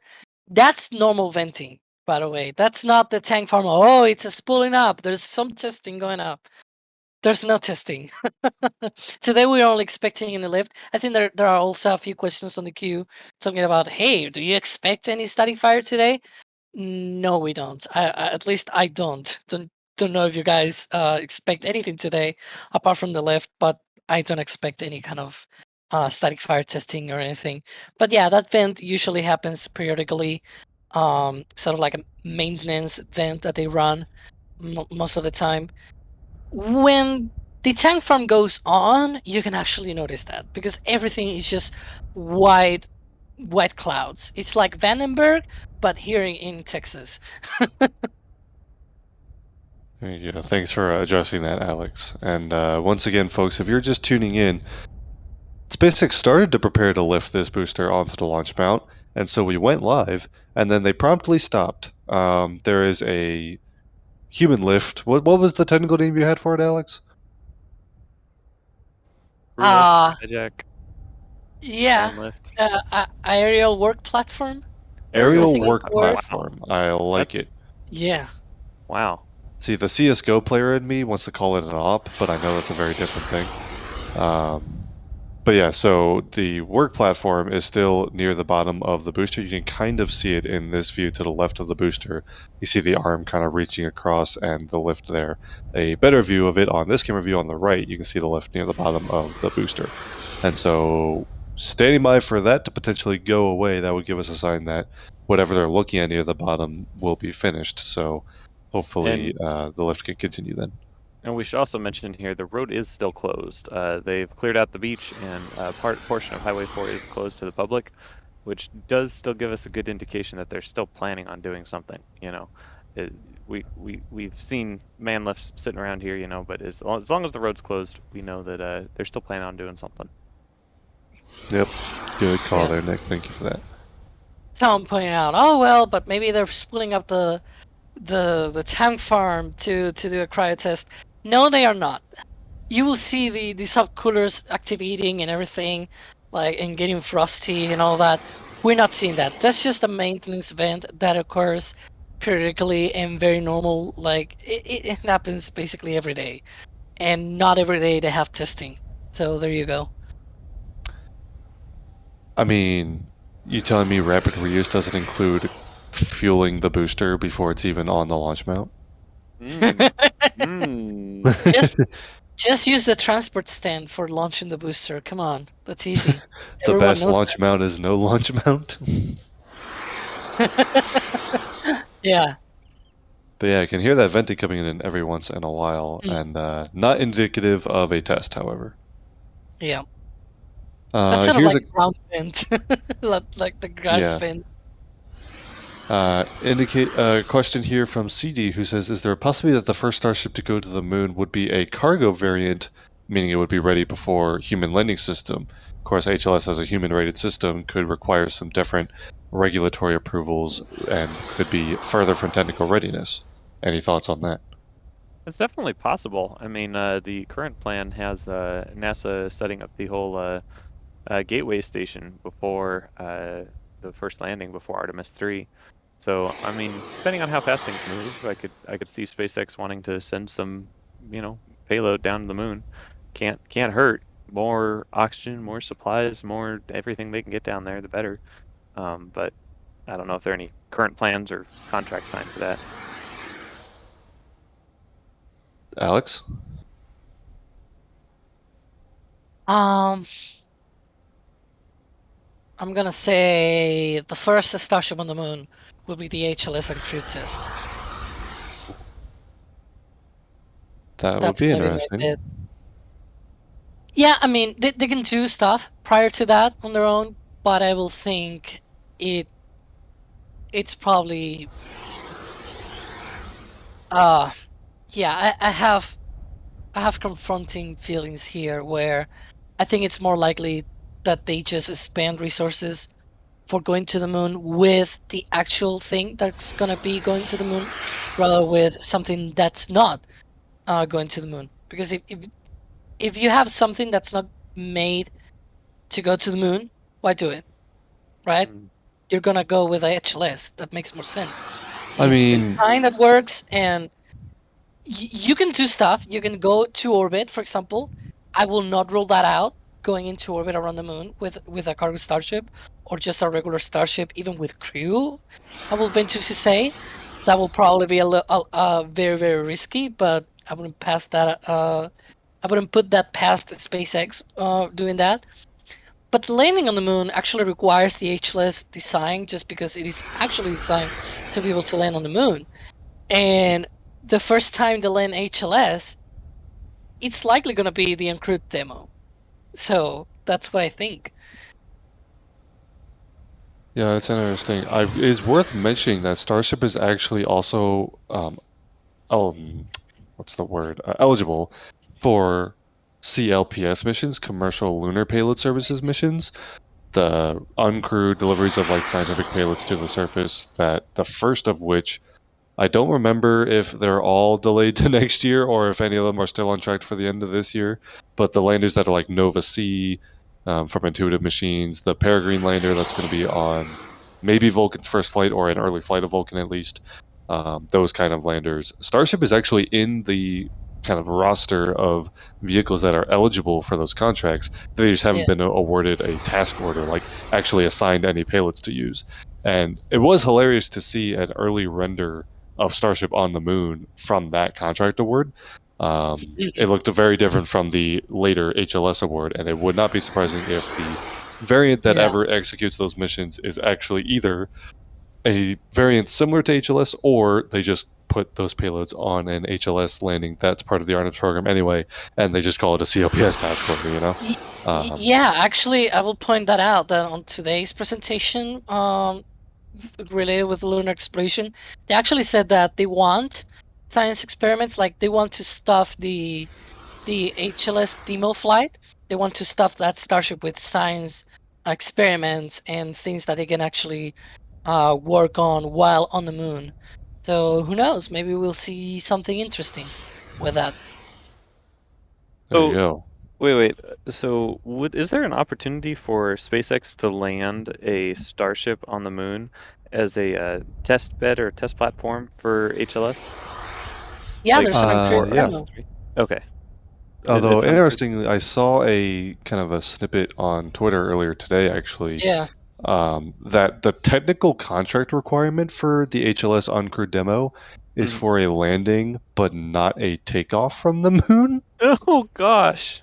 Which is an interesting way to word the contract. It isn't necessarily something to like read into a whole lot.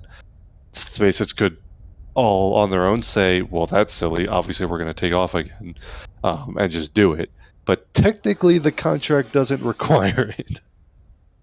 Of course, the contract also requires that the crew of Artemis 3 is returned to Orion safely. So, like, yeah, the vehicle has to be able to do that. Just the uncrewed demo doesn't have to include that for some reason. Fascinating. But anyway, there's some more HLS discussion for us there. Another bit of Artemis discussion that I just saw come up in chat, I want to adjust since it's relevant.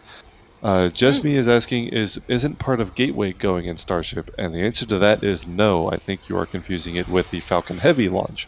The first two modules of the Gateway station, the power and propulsion element, and the Halo module, which I forget what the acronym stands for, but it's a habitat module, are being pre-integrated. I actually know that one. Habitation and Logistics Outpost. That's Thank you, Alex. Acronym. Yeah, and Halo is built by Northrop Grumman. The PPE element is built by a company called Maxar. And those two modules will actually be integrated on the ground rather than assembled on orbit and launched in one go, because you can fit both of them in the capabilities of a Falcon Heavy launch. So they will be launched by SpaceX, but not by Starship. No plans for Starship to launch any Gateway modules currently. The only other modules that have launch vehicles assigned to it are the Esperant module, which is a European module for the Gateway that'll launch on SLS Block 1B as a co-manifested payload with Orion, and then another co-manifested payload is the IHAB module, which is a Japanese habitation module. I believe those are the only Gateway modules that have launch vehicles assigned to them. Now, could Starship launch future Gateway modules? Absolutely, just not currently contracted or anything like that. Yeah, we actually had the same question on at the beginning of the stream, but I guess it's been how long? 2 hours. Oh god, Oh my 2 gosh. hours. Michael is gonna kill me.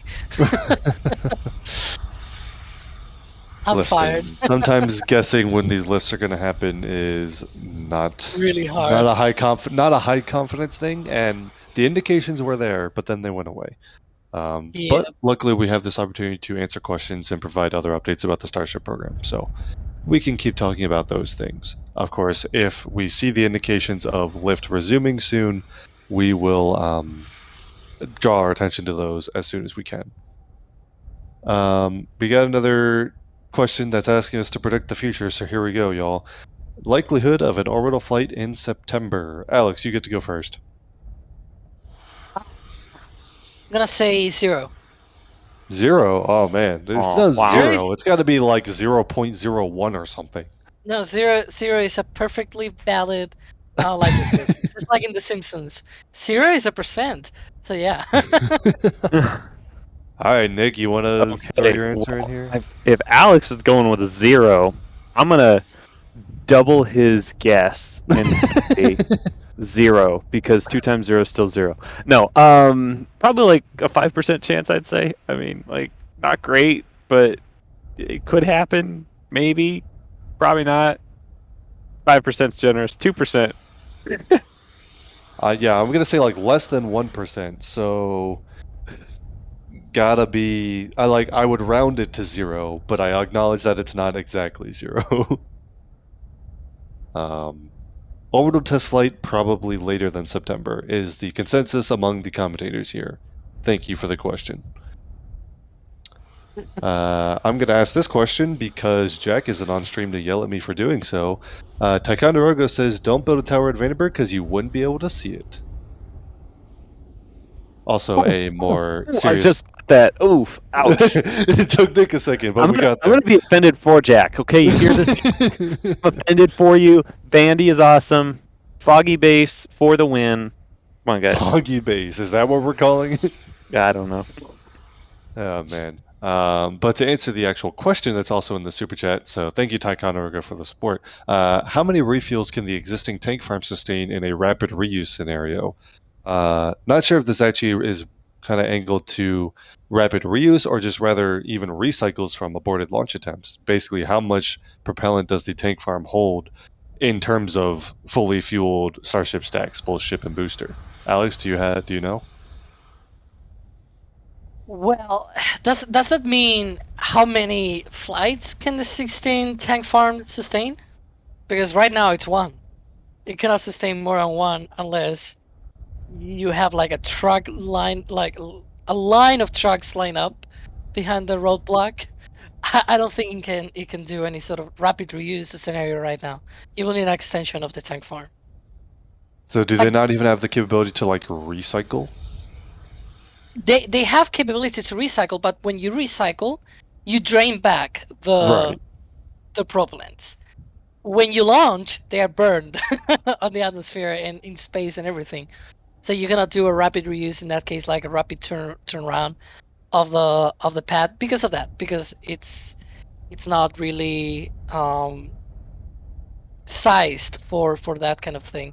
You will think they will do that, but for the first few flights, they don't need that. They don't need 24-hour turnaround. Like that will come when it comes, many years from now, and then we'll see what happens. But for now, it is not. All right, thank you, Alex, for the information there. Appreciate that. Another question asking us to predict the future. There's a lot of those, but we're gonna keep bringing them on because it's something to talk about. Bradley asking, will Relativity get the Methalux engine to orbit award, or do you think Starship will grab it first? I don't know. My vote's Starship, though. My vote's Relativity for what it's worth. Alex, you get to break the tie.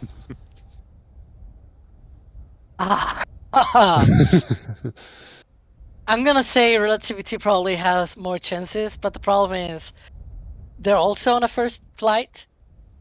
It's So that there's a kind lot of thing. uncertainty there as well. Yeah, there's a lot of uncertainty because it's saying to orbit.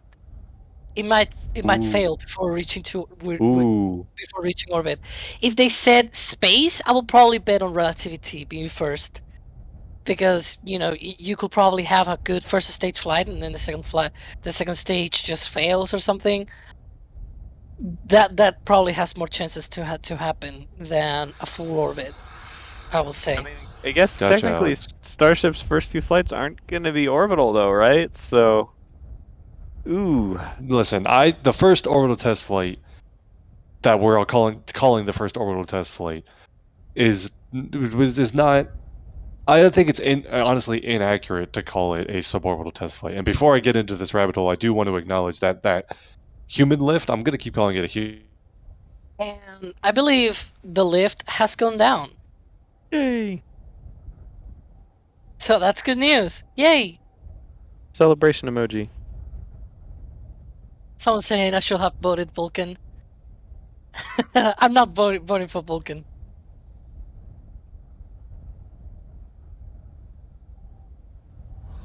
Oh, I believe Thomas is having some issues with the connection. Uh-oh. Oh, yikes. Michael has informed us in the back channel that Thomas has died.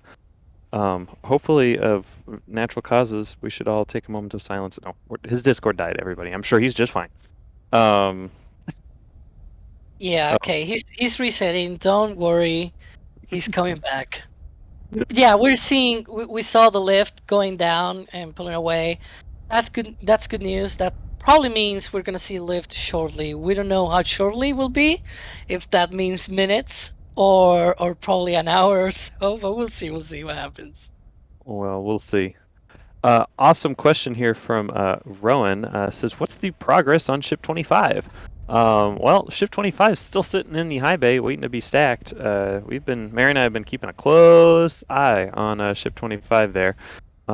It's been oh, Alex, when did it go in? Has it been a month already? No way, it's been a month. No. Less than a month, huh? Since the nose cone went in? No, it's probably been 3 weeks. 3 if I weeks? remember Okay. correctly. I wrote That that down sounds on the about article, but it's all dates and everything, so I don't remember always the dates. It's like bit No fuzzy, but I worries. think it was 3 weeks ago it went there, and it was Yeah. stacked on the payload bay section, and we're waiting on the. I know I made a mistake on the article. Oh, they have to fire me now because I made a mistake on an article. Come on. Yeah, I've been told, oh, you're wrong because you said that the ship nose cone is now on the forward dome section. Yeah, I got that wrong. Come on, it's like one thing probably out of the whole 2,000 word article. You can probably bear with me on that. But yeah, it's just waiting for that ship forward dome to be rolled into the high bay, put there on the well stand that they have. It rolls out and everything, like it rotates. It's super cool. And yeah, and after that, once it's stacked below the payload bay, they're gonna put it all on the tank section, and that's when we're gonna have a new orbital Starship. But Can't Ship wait. 25, it's pretty much like Ship 24, though. We haven't seen any big differences. However, Ship 26 and perhaps Ship 27 might have more differences. We'll see. We'll see what It's happens. kind of hard to see there in Tent 3. It's Yeah. funny, they used to leave Tent 3 wide open all day long, but since the now, summer started and they fixed their air conditioner inside Tent 3, they keep it pretty closed, which I would have to agree with that decision. If it's air conditioned, keep it closed. But yeah, finding things in Tent 3 a little more difficult. Hey, can you guys like hear me again, or? Alex, that's a ghost. A ghost back. live stream. Finally. Ah! I don't know what happened to the internet here in the NSF studio. It is one of those classic Florida afternoon thunderstorms, but my internet's like underground and stuff, so I have no idea. But it appears to be back, so I think we're good. Well, welcome back to the land of the living.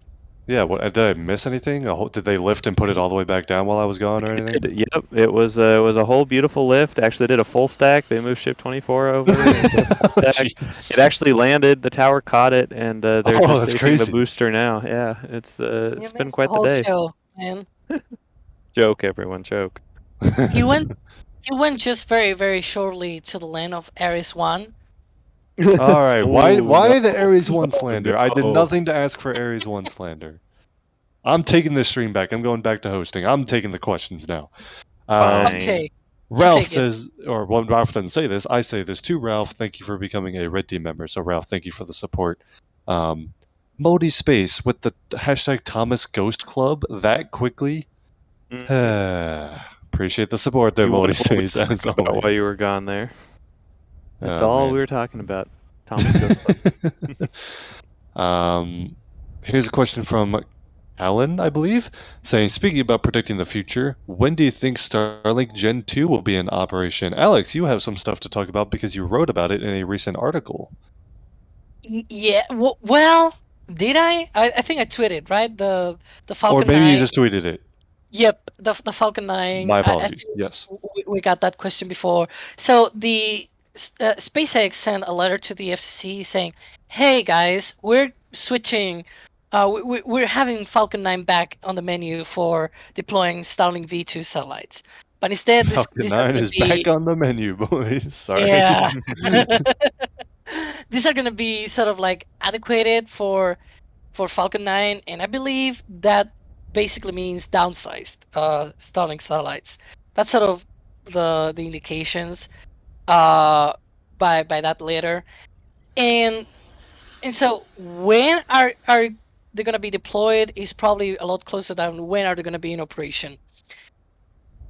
After all of that being said, they still don't have any license to be able to deploy these satellites.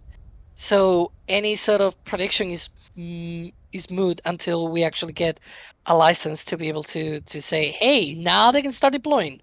And once they start deploying, then we can say, hey, this is when they're going to be entering operation.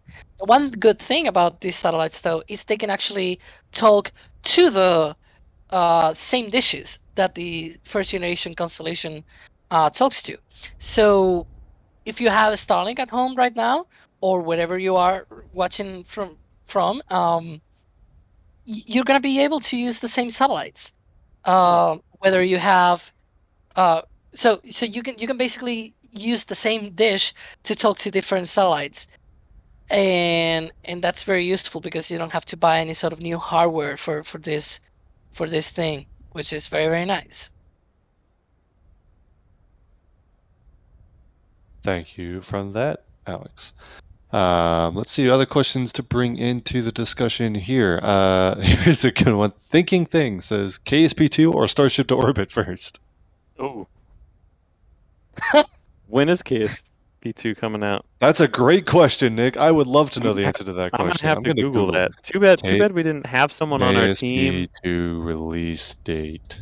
You know, too bad we didn't have someone on our team. His name maybe could be like DOS or something like that, who like plays KSP professionally. In May of 2022, KSP-2 had been pushed back into early 2023. Wow. So it sounds like that's the latest. I love that when I typed in KSP-2 on Google, the first like automated search result was release date. I mean, yeah, probably. My guess is that Starship goes to orbit first. Wow. Well, wait. And this is again, I'm basing this on a was- Starship going to orbit in February of 2023. I'll write it down.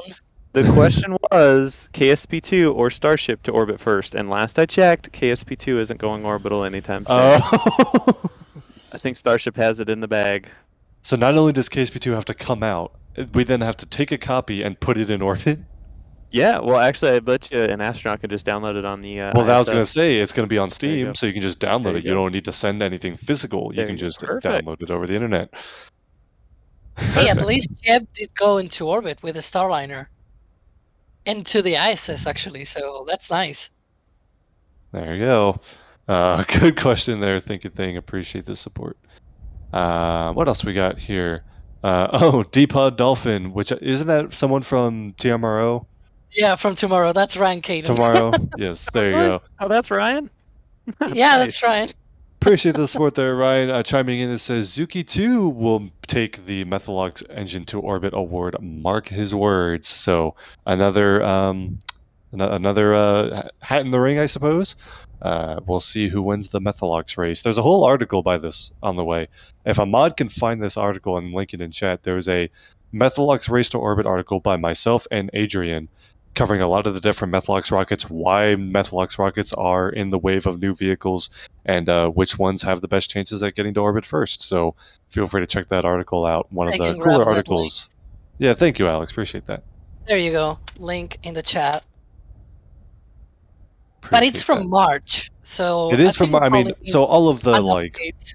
Yeah, all of the discussion of like why Methalox on the new rockets still stands. Some of the timeline guesses might be slightly out of date. Oh my goodness, we have a Kerbal player in chat.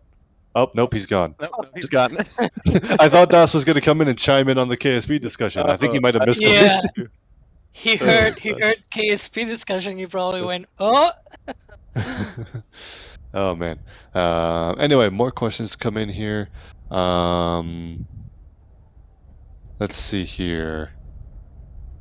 Will they adjust the quote Pez dispenser on later starships, or is that the preferred method of satellite deployment? I guess like angle of the question, is that a short-term solution, or is that actually how they'll deploy them in the long term? I don't know. This is a speculation question, so wild speculation is encouraged. I am furiously typing right now. I'm sorry. Okay. We need an I alarm here missed on the whole question here. stream. I just think they're probably keeping it, but making adjustments on the way, sort of like the same way that they have done Starlink deployments on Falcon 9. It's well trusted, right? If it works, it works.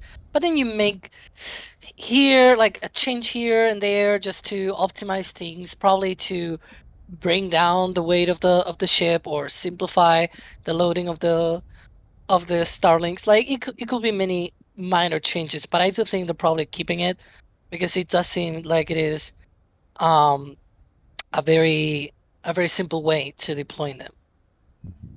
Yeah, and if you look at how they deploy Falcon 9 Starlink payloads with the kind of little bit of spin and just letting them all go, that wouldn't necessarily work on a design like Starship where you're supposed to have it more usable, where you can, you don't want to necessarily open up the whole front half of the ship because there's a lot of structural loads that you gotta calculate with a door that big. So that little slit seems to be working pretty well for them. And whether or not I'm almost guarantee you that there are lots of little manufacturing and engineering issues that are involved with the Pez dispenser that make it complicated.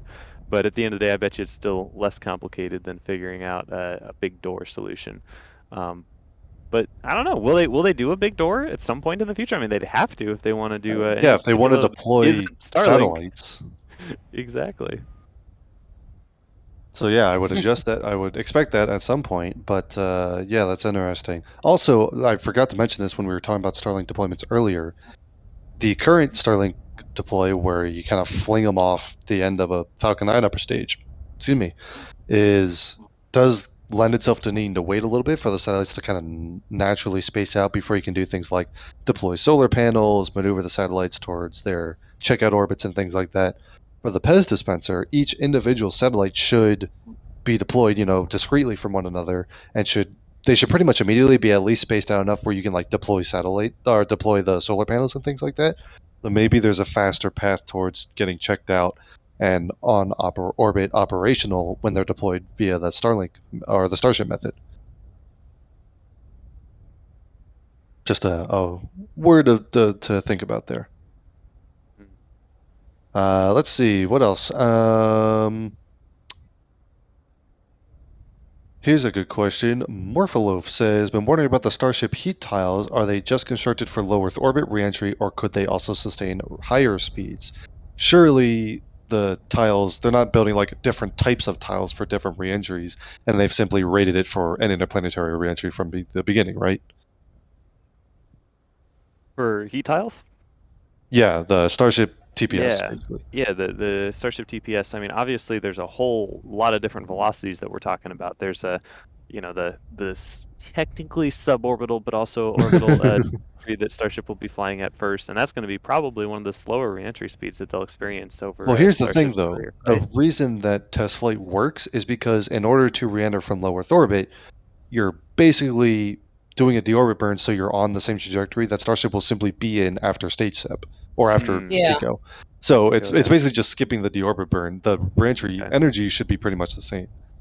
Yeah. Well, and you still got lunar reentry and Martian Right. reentry, and Jupiterian, whatever the heck that is, Venetian reentry. You got all the different velocities that I guess it's Starship will Jovian, probably isn't it? experience one day. Or Jovian? I don't know how you Jovian? pronounce it. I don't know. Saturnian, Plutonian. Is it Plutonian? Ooh.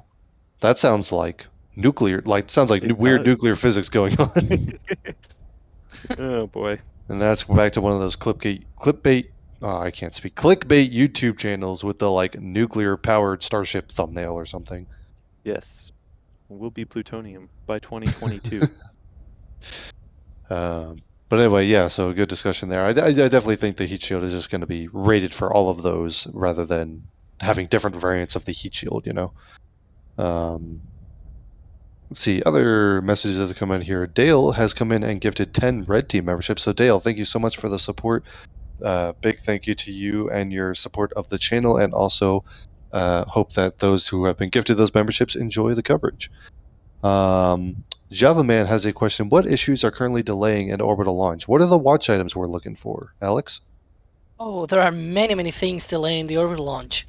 So for starters, we had issues in the past with the Just like, tank there's farm. so many. There's been so many things. Like you can go as far back as delays with the tank farm being ready, the orbital launch mount, the vehicles themselves, like Booster 4 and Ship 20, weren't really up to the task.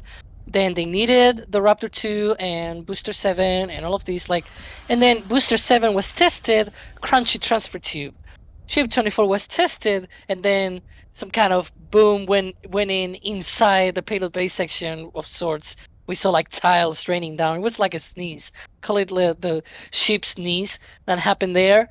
And then Booster 7 was repaired. It was tested, cryo tested. It was okay and everything. But then it went out with the 33 engines. It was tested for a spin prime test, and then an explosion happened.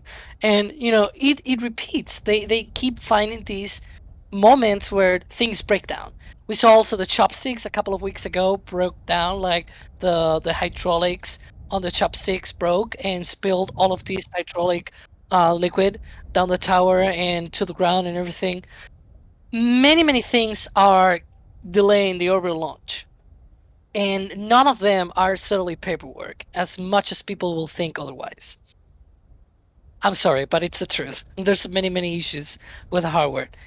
But again, that's totally expected. And the saying, as always, says, that's why we test. Space is hard. That's why we test, right? That's sort of the key phrases. How many mantras can we fit into this stream that Jack has said he hated? We thought Pointy about the and- polar launch corridor yet? Wait, there's The no more pointy data, end. more better, or something. But yeah, all good points though, absolutely. All right, bringing in some more messages here. Dave with the Padra membership. So Dave, thank you for the support there.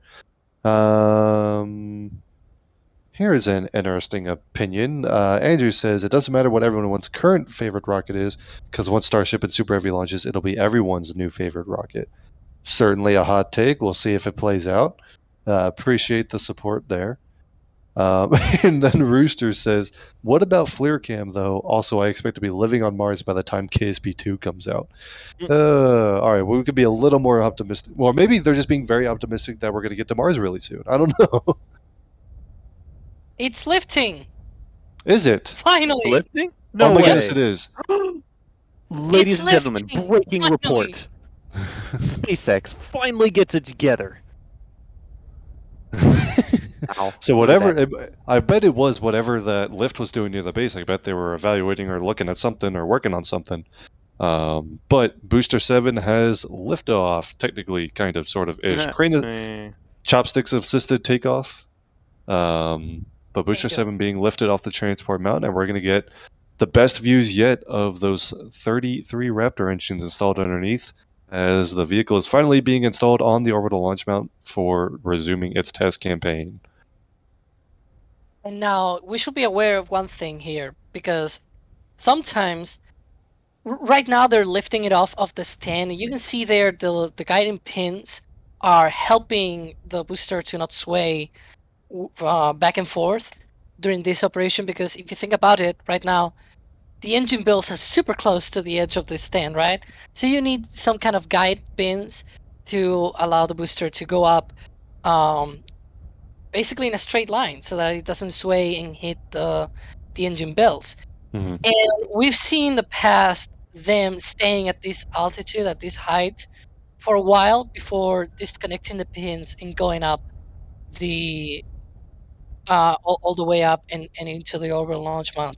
So again, a little bit of patience here.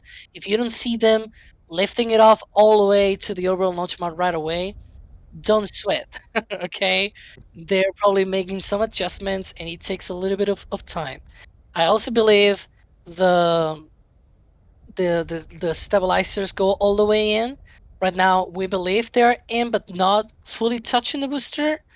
So once they do that, once it is at this height, one of the things that they do is pulling the stabilizers all the way in and disconnect the pins at the bottom. Right now we see the engines have cleared the mount, the transport mount.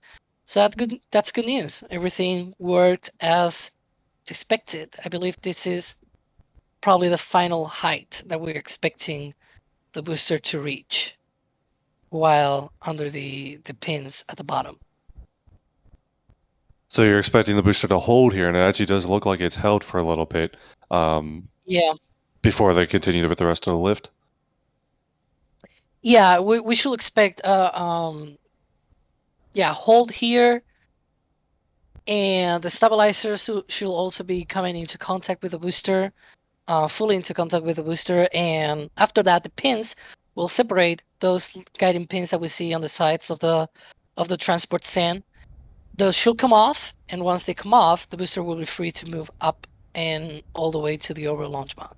So what we're gonna say is the chopsticks will raise the booster straight up, then they rotate all the way over the orbital launch mount, and then it'll go down and be put into the orbital launch mount with all the cuties and the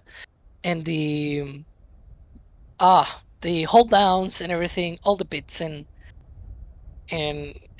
all the whistles.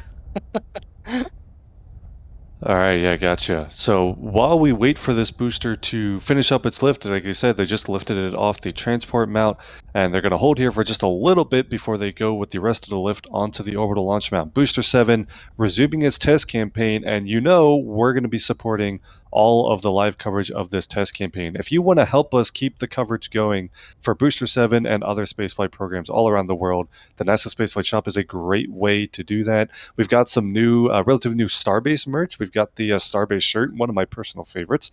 Also the new Mock Diamond shirt, if you're excited about the static fires that we're going to be seeing with Booster 7, among other vehicles down in Starbase. If Artemis is your thing, we've got new Road to Artemis merch, and also new Artemis merch coming for the launch next week, by the way. Keep just a reminder, Artemis 1 is less than a week away. Anyway, lots of metal prints. Those are really popular on the store. Lots of different ways that you can show your support for everything that NASA Spaceflight does, and decorate your wall or improve your wardrobe. So if NASA Spaceflight merch is something you need, go ahead and check out the NASASpaceflight.com shop. Best way to support what we do here at NASA Spaceflight. It helps us improve our coverage and keep doing what we're doing. Lots of cool stuff there in the store, and we're always adding new stuff. So definitely want to offer that and promote that today. Thank you everyone for your support for all of our streams, including the super chats and stuff. We really appreciate that as well. while we're waiting for this lift to resume, I'm going to bring in a couple more questions here really quick. Mike Pennington says KSP2 is waiting on the final specs for Starship. Got to add the Starship into the game, so I guess that makes sense. Appreciate the support. Here is a good question. Xavier, will SpaceX still use both Falcon 9 and Falcon Heavy once Starship is up and running, or will Falcon 9 and Falcon Heavy be retired? Ooh. Well, I mean, Yeah. I can't imagine them going away anytime soon. However, Yeah. in the long future, yes, I think they will be. But maybe some people will. Maybe I could. You know what? Hold on. I bet you Jared Isaacman, knowing how cool he is and how much he loves his dress, I could imagine, just like people have Model Ts that they keep around today, even though you really can't drive them and they really aren't efficient. I could see people, some people, maybe one person, like Jared, keeping a Falcon 9 and a Dragon capsule around just because. Just because. Even though Starships are way better.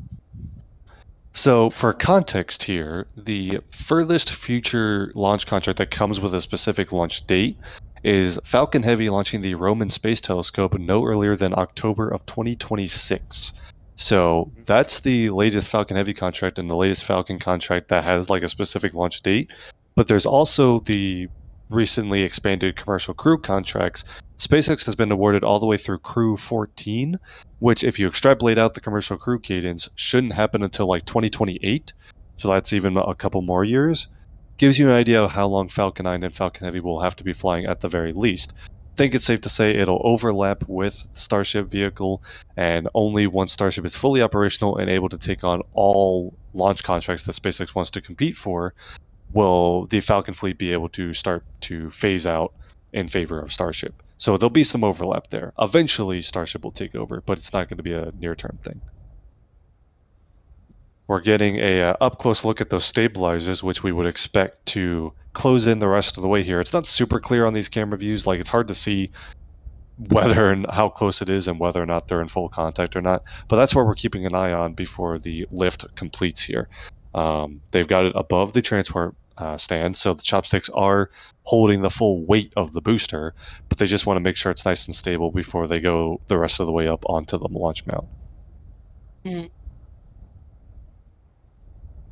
Another question here from Memo Lopez, who says, could there be multiple designs of Starship, such as the Pez dispenser Starship, a more generic satellite launcher Starship, HLS, etc.? I think we're expecting many variants, right? Yeah. I mean, what other variants besides those three? We're going to have a tanker variant. You're going to have a propellant depot variant that's more slated towards longer term storage of propellants, right? You're going to want a Mars lander variant, which will be, though you'll have the lander variant that has the flaps and stuff for Mars missions. That can be an uncrewed variant and a crewed variant. You might have a variant designed for ISS logistics, if that ever becomes a thing Starship wants to support. That's more of a hypothetical. But all these different missions are going to require slightly different payload sections. So, I don't know, am I missing any others? Maybe an Earth-to-Earth transportation variant? Point-to-point, that would be cool. I know Chris B somewhere is happy about that idea. Hi, Chris. But yeah, there you go. So yeah, expecting a couple of different variants there. Another question here from Flawed Perspective. Probably answered earlier, but are the Raptor covers permanently removed or waiting for installation, Alex? Yeah, so in case you missed it this morning, Booster 7 was rolled out, and we actually saw there were no engine shields on the... So there are shields, but they are in between the engines, not the actual engines.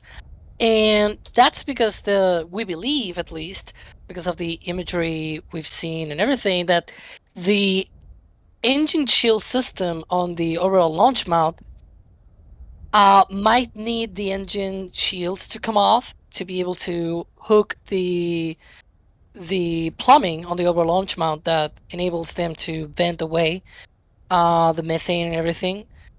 Basically to avoid the same kind of incident that happened a month ago with the explosion. We believe that system needs the engine shields to be taken off so that they can basically connect the hoses to the Raptor engines individually. Now, that actually brings up a good question that I haven't really seen on chat, or maybe I have missed it. But that probably means that the current setup of the orbital launch mount is only for static fire tests rather than a launch. So we're probably in for some further modifications and sort of like new hardware to be installed, perhaps, that might be needed for an actual launch, unless they want to launch without the engine shields. But from all we know from Elon, he said that that's still on the cards. Whether they do want to get rid of the shields eventually, but right now they are required to be able to fly. There you go. Thank you for the answer there, Alex.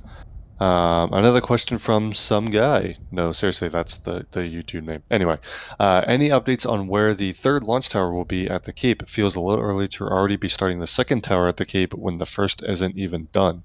So I think I think I'm reading this as meaning the third Again. overall launch tower. Alex, you keep clicking the wrong button. No, it's because this thing updates and then it moves up and I click the wrong button. Yep. Michael, fix that. I've done that so many times. I've done that so many times. But at least I got through the question this time. Any speculation as to where the next orbital launch tower is going to go for Starship? Yeah, I cannot actually even select it again, but I can see it on the queue. Yeah, the third launch tower at the Cape, I think that's probably going to be right there at LC-49. The only problem is we're seeing a lot of speculation on the internet about a potential third launch tower just to catch the booster and the ship.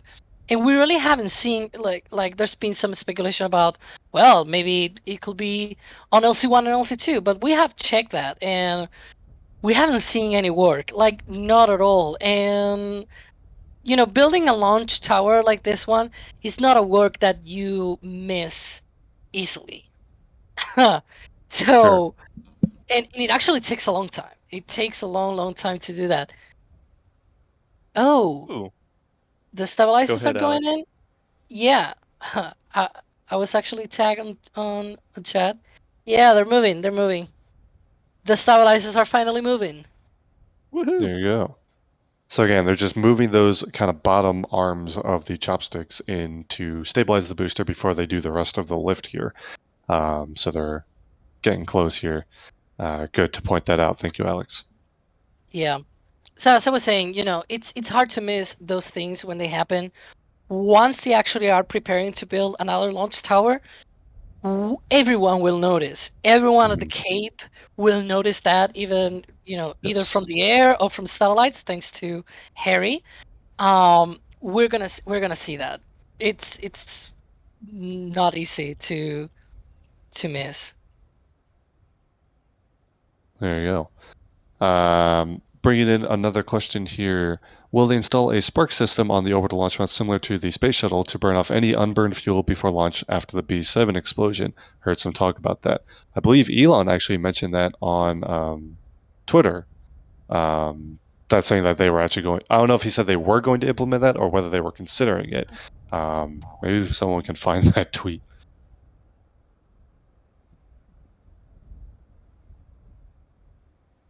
Are we all Googling this at the same time? Yep. Okay. Who can find it first? Elon Musk. I'm I don't even know what very the search term success to at use these is. things. I mean, I'm started with Elon. That's probably a good place to start. Yeah, I just scroll through the Twitter replies. He mentioned this, so I want to get the right answer here. It has been talked about in an official capacity. I guess if I scroll as down, official as his Twitter can be. As official, yeah, that's fair. I'm just gonna scroll down far enough that I get to the B7 explosion, and then it'll be around there.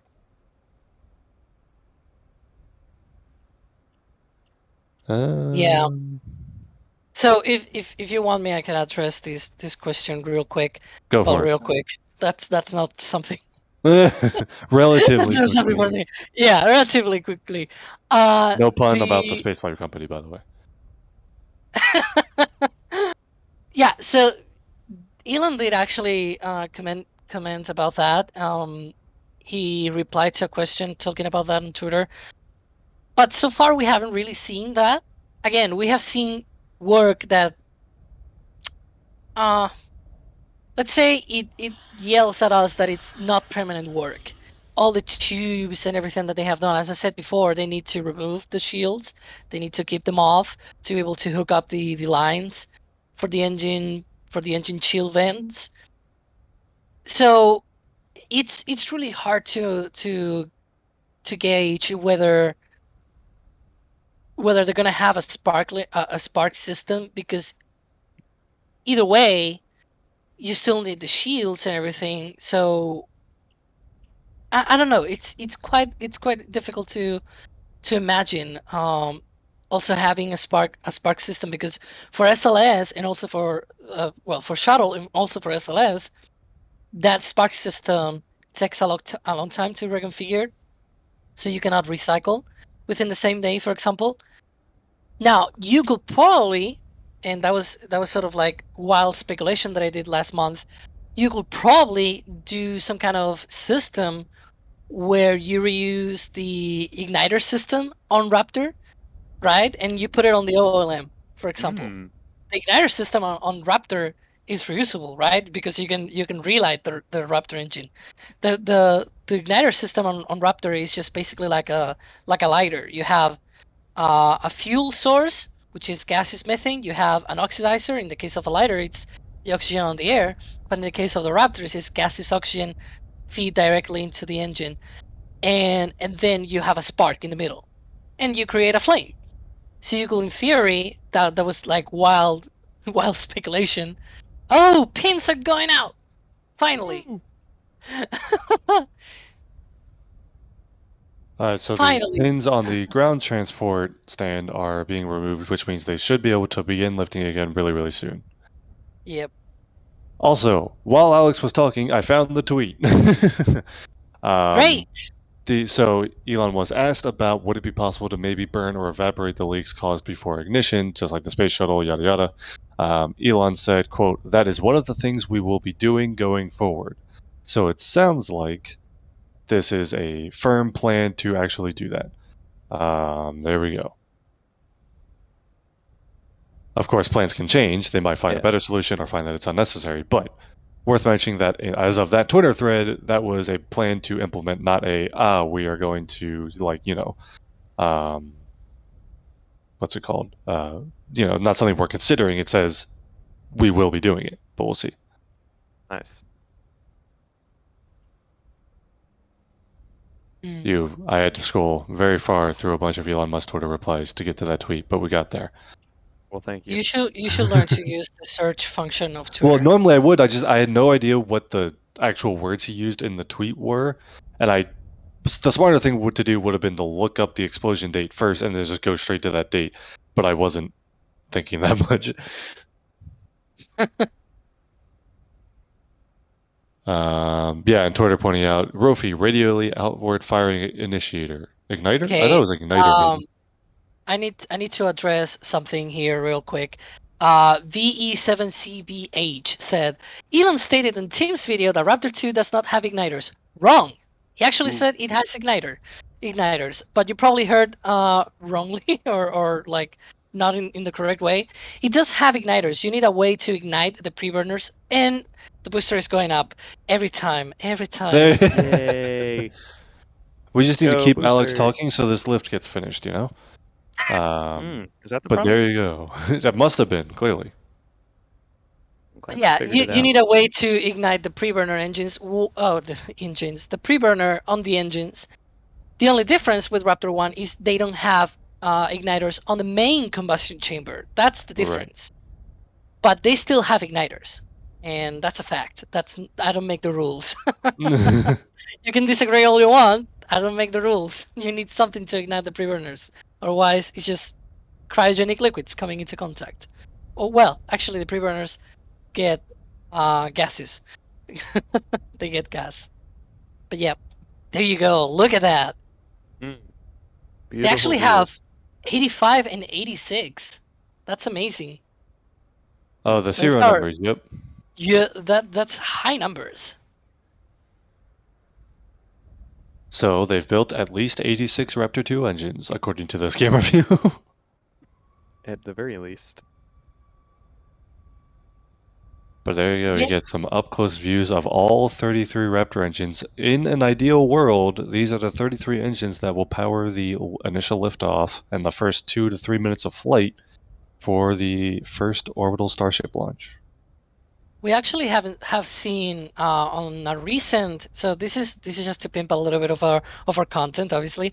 On a recent McGregor video that we have done, I think it was on Sunday, it was released, or perhaps Monday.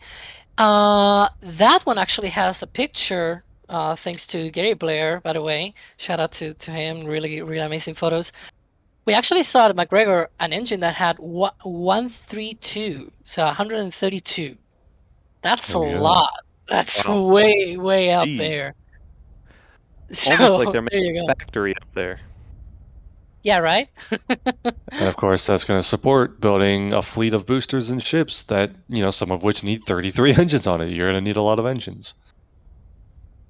It is an interesting kind of trade-off, though, between do we scale up production so much so that we can build a large fleet of ships quickly, but then you're going to have to spool it down because, well, the vehicles are reusable. The goal is to not need to build new ones all the time, True. So it's an interesting trade-off when you're building reusable launch vehicles. I wonder if Yeah. they can just start sending I'm the a- extra ones to Mars. I'm also seeing questions. Oh, was it a Raptor boost or everything? We don't know. The good thing about Raptor 2s compared to Raptor 1 was built and it was either a Raptor boost or Raptor center, whereas Raptor 2, they build them sort of a standard kind of design and configuration, and then once at a Starbase, they are configured in each of the ways that they can be in. So it could be a Raptor boost or a Raptor center, which are the gimbaling engines, Raptor centers, or the Raptor boost are the ones that are the outer 20 engine ring on the booster. And that's something that is actually very good for Raptor 2 because you can actually take an engine that might have been initially designed, or not designed, but like configured to be a center engine, and just change all the bits that it has outside and put it as a Raptor boost, the one that doesn't gimbal. And it seems like it's at apogee, That and apogee. we might be seeing a rotation really soon. Yeah, so booster's gotten high real. enough to clear the top of the launch mount. There's a good angle right there. Yes. And so Look at we those should see it rotate clouds. over. One of my favorite things about Starbase down here is the fact that the weather is always changing. Sometimes it's cloudy, sometimes it's sunny, sometimes it's uncomfortably sunny, but there's always some beautiful clouds. It's a beautiful shot. So now we'll see the Chopsticks rotate over with Booster 7 towards the launch mount and then settle it back down. I gotta say, this view is amazing. Yeah. Like you can see the whole thing, ship 24, and then the booster hanging. It's crazy. Like how mind-bending this is. Hanging. It's being held. It's not just hanging. It's being like Yeah. loved. I mean, if you came to me 2 years ago to say this is what it's gonna be happening 2 years from now, that a booster will be hanging from 2 arms on the tower, like I mean, even a year ago, for to be frank, like it's mind bending. This is crazy, but it's happening. It's natural now. It's not routine yet, but it's very natural now. It's happening. It's happening. That GIF. It's .gif, yes, of course. Chet's pointing out actually some other Raptor serial numbers that we've apparently seen rolling around. I'm not fully up on the latest serial numbers. I know Junar is saying we saw engine 106. I think I saw someone in chat said 109 was rolling around somewhere. So some higher ones even spotted at Starbase as well. Let's see.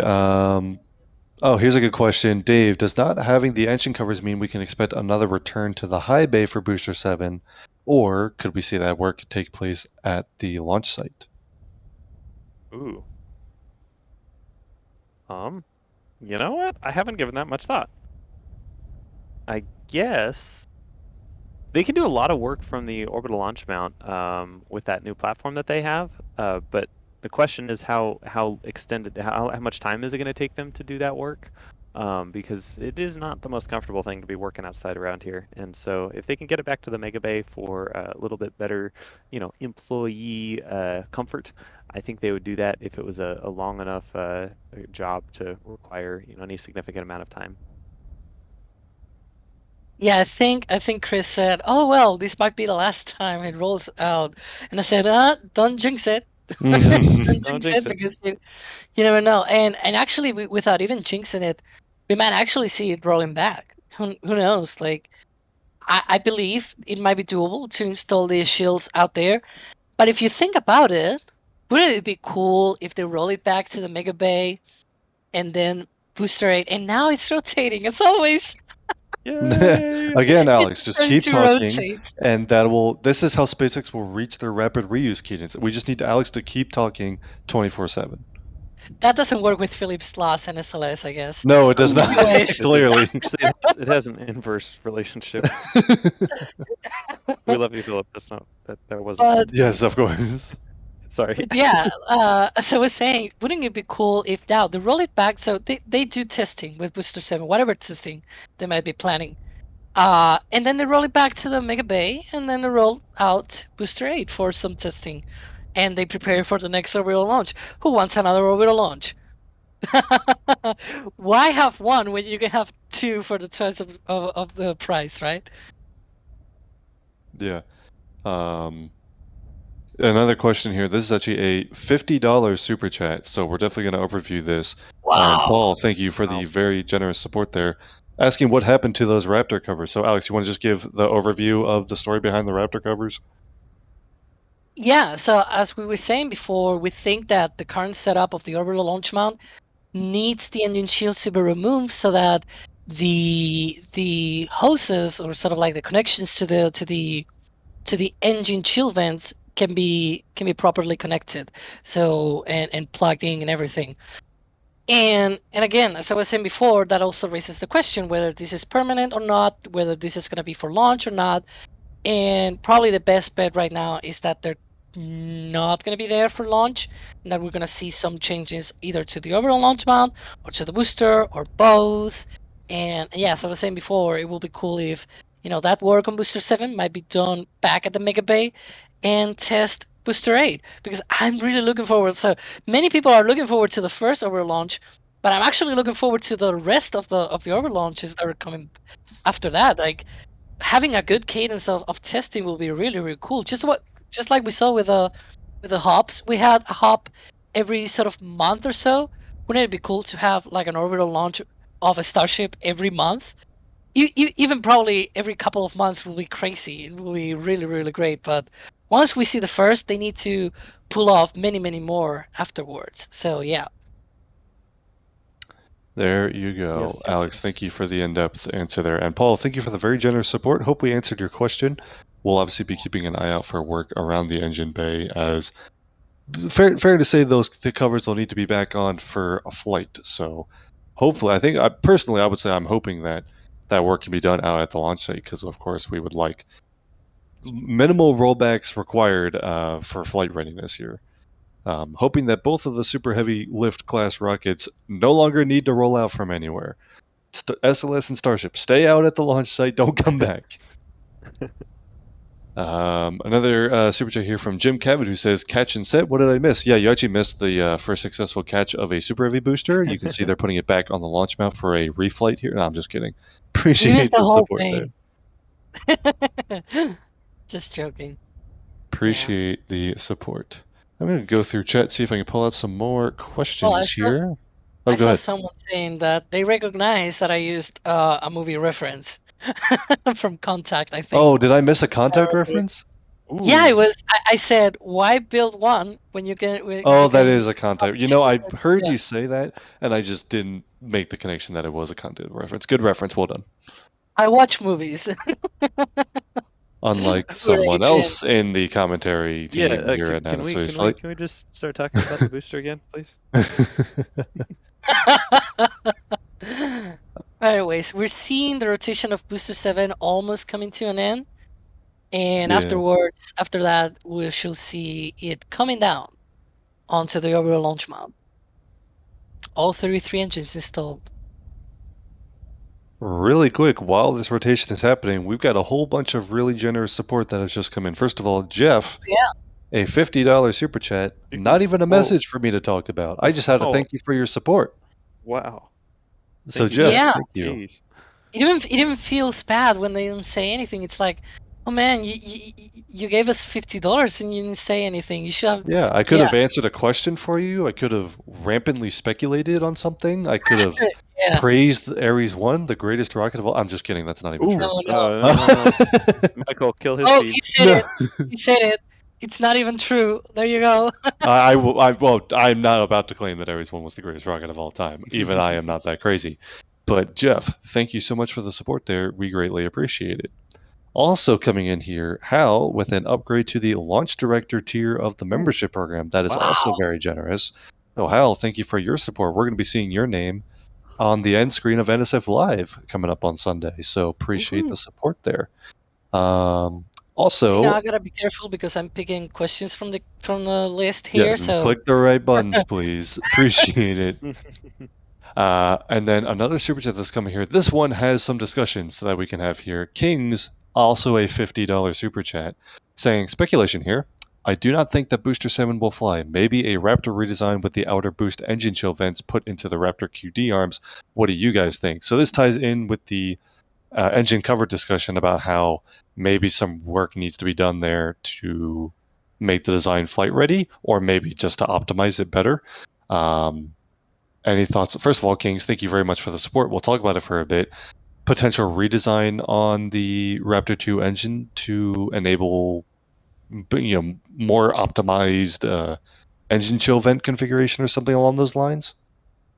I'm not sure what it will be needed at Raptor redesign because, as I said before, you can change the configuration of Raptor 2 from center engine to the outer engine. And actually, the outer engines do not like the outer engines do have the QDs, but the inner engines do not use those QDs. The engine chill, I actually don't really fully know how it works. That was actually some of the questions that were posed on a previous live stream that we had. And that's sort of the whole deal here. I don't think you need to change the design of the Raptor, but probably more of the QDs. Someone posted in chat a question. I picked that up from the chat, and they said, could they not add the vent valves to the actual shrouds? So you have the shrouds, but then you have like holes for those vents. Instead of redesigning the whole QDs, you leave those pipes on the orbital launch mount, and then you sort of, they are obviously not QDs, but you can probably do away with the whole thing, just ripping them off or something. That's actually kind of what it happens in some rocket launches. So it wouldn't be a huge deal, and they don't need rapid reusability just yet. So you could think that could be a thing for the initial flights, right? But yeah, we don't know. We don't know the whole story. Go ahead, Nick. And I think that's one of my favorite parts about the Starship program, the fact that we just don't know a lot of stuff. With a lot of the other programs out there, between SLS or Dragon or programs and providers, it's all pretty well known. We know exactly what we're expecting. The renders end up being fairly close to what we actually see fly. But with the Starship program, we just legitimately don't know, and we'll have to wait and find out. Yeah, and also someone said, well, isn't it more likely that the vents are for spin prime test? We actually saw those in action during the static fire test, so that applies to probably any sort of engine test that they might be doing. So yep. Now rotation seems to have stopped. Yep. There. So Booster 7 sitting over the orbital launch mount now. I wonder if they stick like a GoPro in the on the injector plate of one of the center engines, just to align itself. The whole process. Yeah, just to watch the whole process and to align itself. I think that's a good idea. And if they don't do that, it's a missed opportunity. I'm gonna write an angry letter to Elon. SpaceX, you can have that idea for free. You should do it. One free idea. One free idea. Appreciate it. While we're talking here, and while we wait for Booster 7 to now get lowered down onto the launch mount, Geraldine with a $50 Australian super chat from Perth, Western Australia. We're on a string of $50 super chats, and Geraldine, I appreciate your support there. That is very, very much appreciated. Glad you're tuning in from Australia. Glad you're enjoying the coverage. Also, we I'm had... looking at that shot right now. Hold up, because I'm looking at that shot right now, and there are some certain connections with 2 holes in them, like in the middle. And I'm now, tight? yeah, like some kind of plate in the middle of the Raptor engines with 2 holes. With will line up with the 2 connections that they have per engine for the engine shield, engine shield. So I'm now wondering, whether that's actually what we're seeing right now. And all engines have it. Or at least all the engines that we're seeing right now. That's really interesting.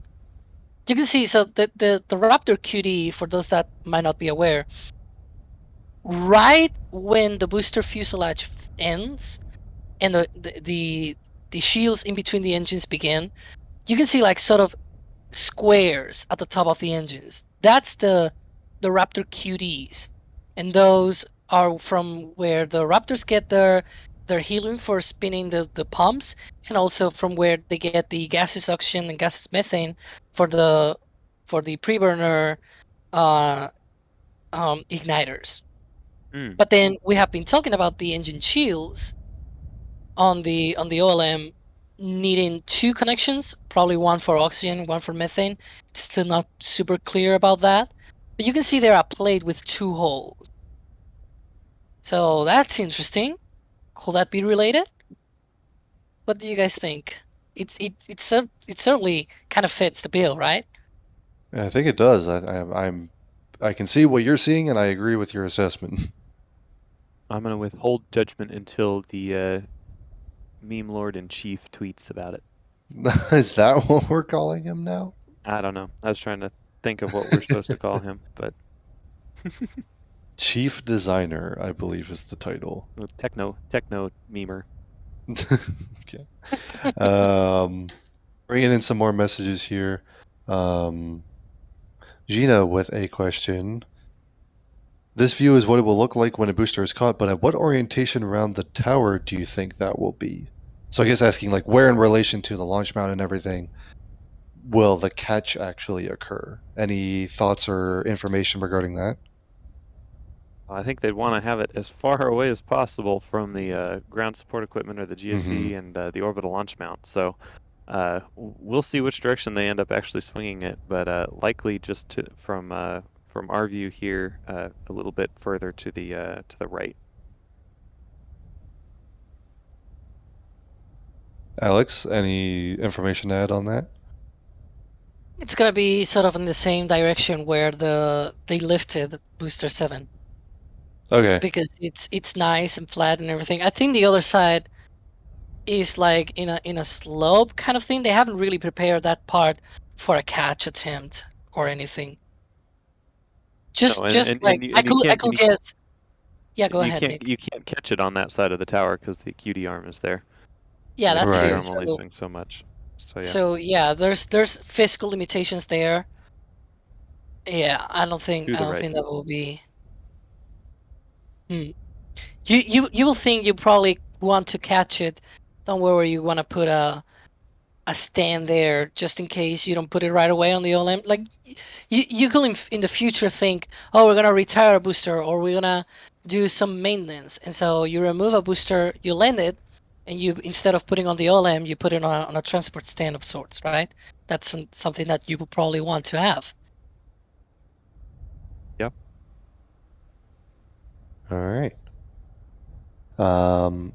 Chirizu with a Capcom upgrade. So thank you for joining the Capcom member. That gets you access to the Discord. So if you're interested in joining the NASA Spaceflight Discord, hanging out with other members as well as the team themselves, definitely check that out. Also, Jory with a Pad Rat membership. Appreciate your support there as well. We have a question here from Samuel who says, who all from NSF will be at the Artemis launch? I don't want to give away who will actually be there, everyone. I will leave that for the launch itself, but I will say that I believe it will be the biggest field team for a single event since the SpaceX in-flight abort test, which had a lot of Wow. people in town. So Wow. we're going to have a lot of folks here, and some of them are actually on their way to Florida as I speak. So, of course, some of us are already here because we live here. But for those that are flying in, they're on their way. So stay tuned for a lot of coverage from a lot of the NSF team. WTC with a Red Team membership, so thank you so much for the support there. And here is an interesting question. Oh, geez. All right, here's a fun one.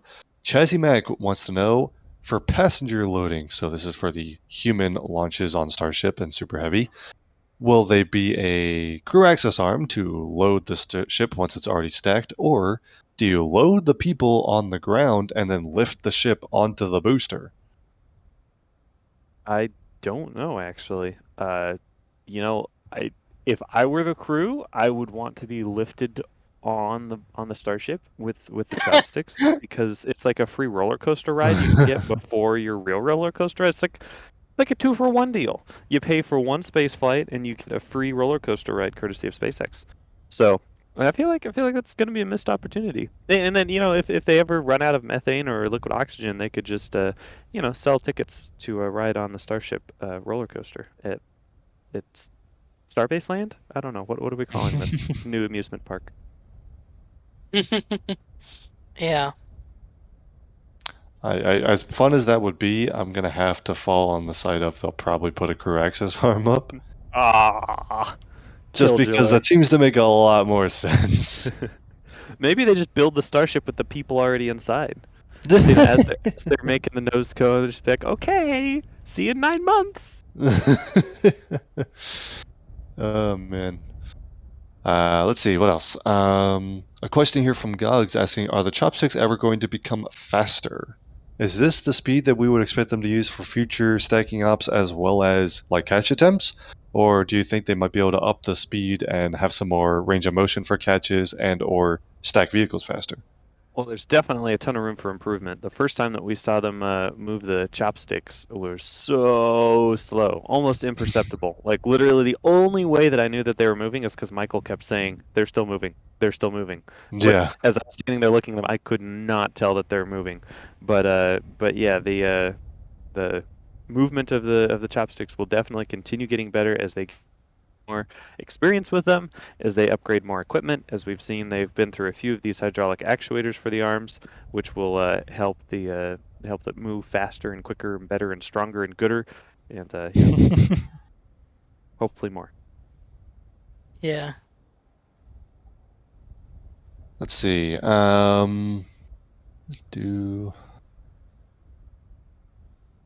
I'm going to try to read this here. Georgia is saying, 2 questions. It took long to lift. Have they tested the new hydraulic catch? I'm not sure I'm following the question. Maybe they're asking... If I'm understanding that question correctly, they're asking about the new hydraulic systems that they've been working on the catch arms. And no, they have not. They have not tested anything catch related.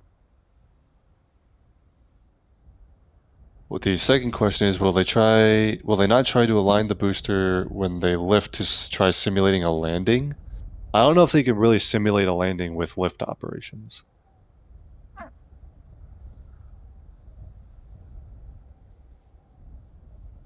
And I guess no one disagrees with me because no one's chiming in. But I guess we'll have to wait and see.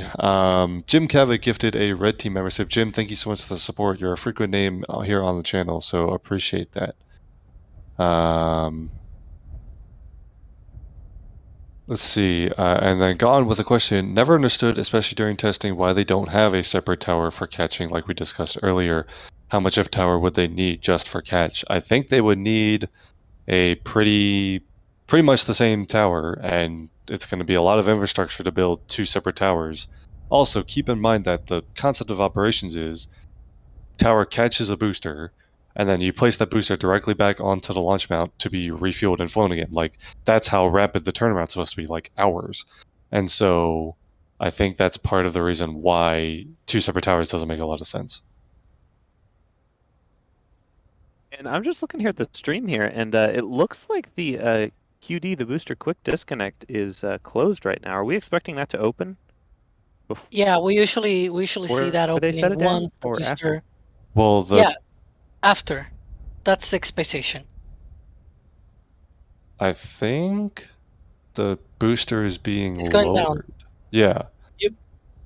Yes, it's going down. So sorry, did you expect the QD to open before that? I was just No, unsure. the Figured QD I'd the ask. QD should open afterwards. Okay. That's at least what we are seeing All right, just making sure we're on the same all the page. time. Yep. It was actually open this morning, I believe, and then it was Yes, it closed was. again. Yep. Yep. So this will be ideally. This might be the last time we get a good look at these Raptors, by the way. So next time we see them off the launch mount, they might be in flight. That would be kind of cool. Or Bye, Raptors. I'm not gonna say it. No, Alex, we're all optimists here. We're not going to be pessimistic right now.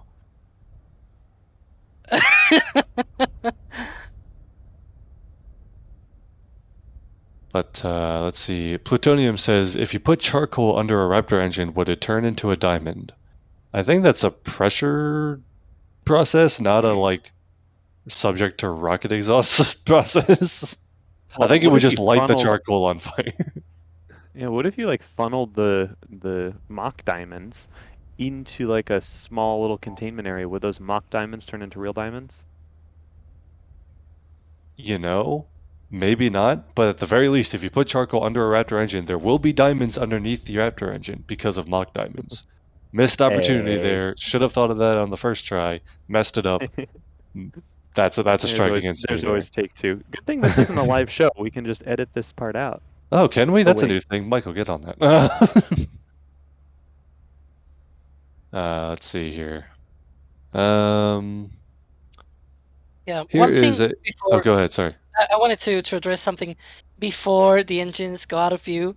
We see one of the engines to the right. I believe it is engine 21. Well, it's the one to the right of 24. It's a little bit far away, so I cannot see the actual number. But you can see a cross there, that's actually tape.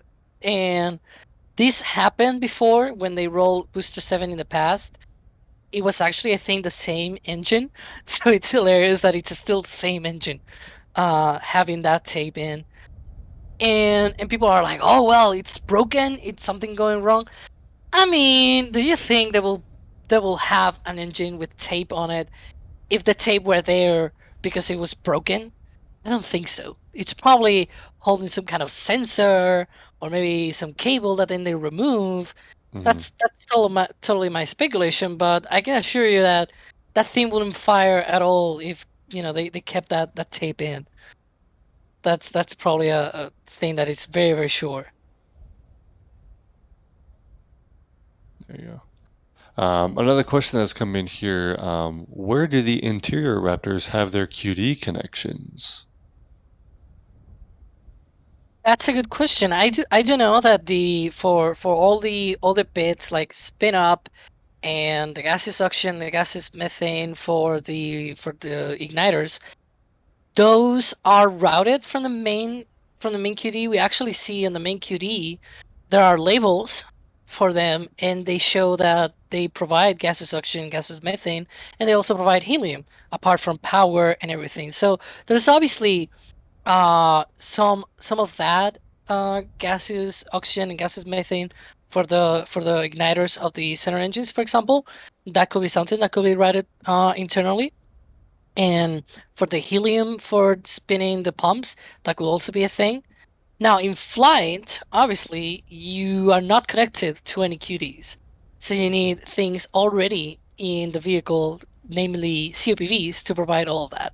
So that's sort of the leading theory for at least the center engines. There you go. Thank you, Alex. Keeping the questions coming in here again. Tag us at NASASpaceflight. we're seeing the booster get lowered down into the launch mount right now. You can see it kind of starting to disappear below the railings on top of the launch mount. Some more super chats have come in here as well. Tech Family says, these streams are the reason I now work in the aerospace industry. You changed my life for the Wow. better. Thank you for everything you guys do. Tech, I'm so glad to hear that. Congratulations. Looking forward to see the work that you do in aerospace, and thank you for the kind words and the support. Absolutely. My goodness. Another support here. Dean saying, thank you guys for keeping me sane at work. Appreciate the support. Glad you're enjoying the coverage. And then Matt Weaver says, thank you for, I keep saying the person says without reading what the actual message is. Matt Weaver actually upgraded to the Capcom membership. So Matt, thank you for the support there, and hope you enjoy your Capcom level perks. Thank you to everyone who's sending support our way. Allows us to have camera views like this as Booster 7 is installed on the launch mount. And again, the big kind of point here is that Booster 7 is still slated to be the booster that will fly the orbital launch test, or orbital flight test, orbital test launch, whatever the word is. This booster should ideally, next time it leaves this launch mount, be on its way to orbit, or on its way to pushing a Starship to orbit. Booster doesn't go to orbit. But it is an exciting step in the launch campaign for Starship's maiden flight. Looking forward to some potential engine testing, such as spin primes or static fires, something along those lines. Maybe even later this week or early next week. So, of course, we'll be live for all of that as usual. Can't see those Raptor engine bells anymore. Going down and just seeing the power heads now. Getting put deep, deep, deep down in that orbital launch mount. Super exciting. My goodness. It's all coming together.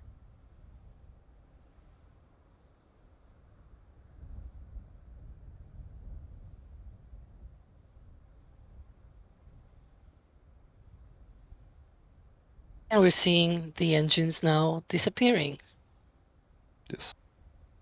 Person in chat pointing out that there's no people up there to help guide it in like we've seen on previous launches. That's because the chopsticks are designed to kind of be an automated sequence, right? Yeah, now it is all automated, so they don't need. I mean, they still need people. Yeah, to there's disconnect people in the booster loop, so it's from not the fully stand. autonomous, but Exactly. it is It's designed to maybe remote. get there at some point. Remote is the Yeah. current word, yeah. Yep. And probably eventually in the future we might see, SPMTs with full self-driving kind of technology, and a booster that can basically be positioned like totally autonomously. You just send a command and the thing just does the whole thing on its own. That will be really cool and very efficient, by the way. Also, chat continuing to point out that there's no engine covers, wondering what that might mean. We talked about this a little bit earlier. Doesn't necessarily mean a rollback. They could do those installs theoretically out at the launch site. We don't really know for sure, but that's probably something that we'll need to keep an eye on, because that will be part of flight readiness.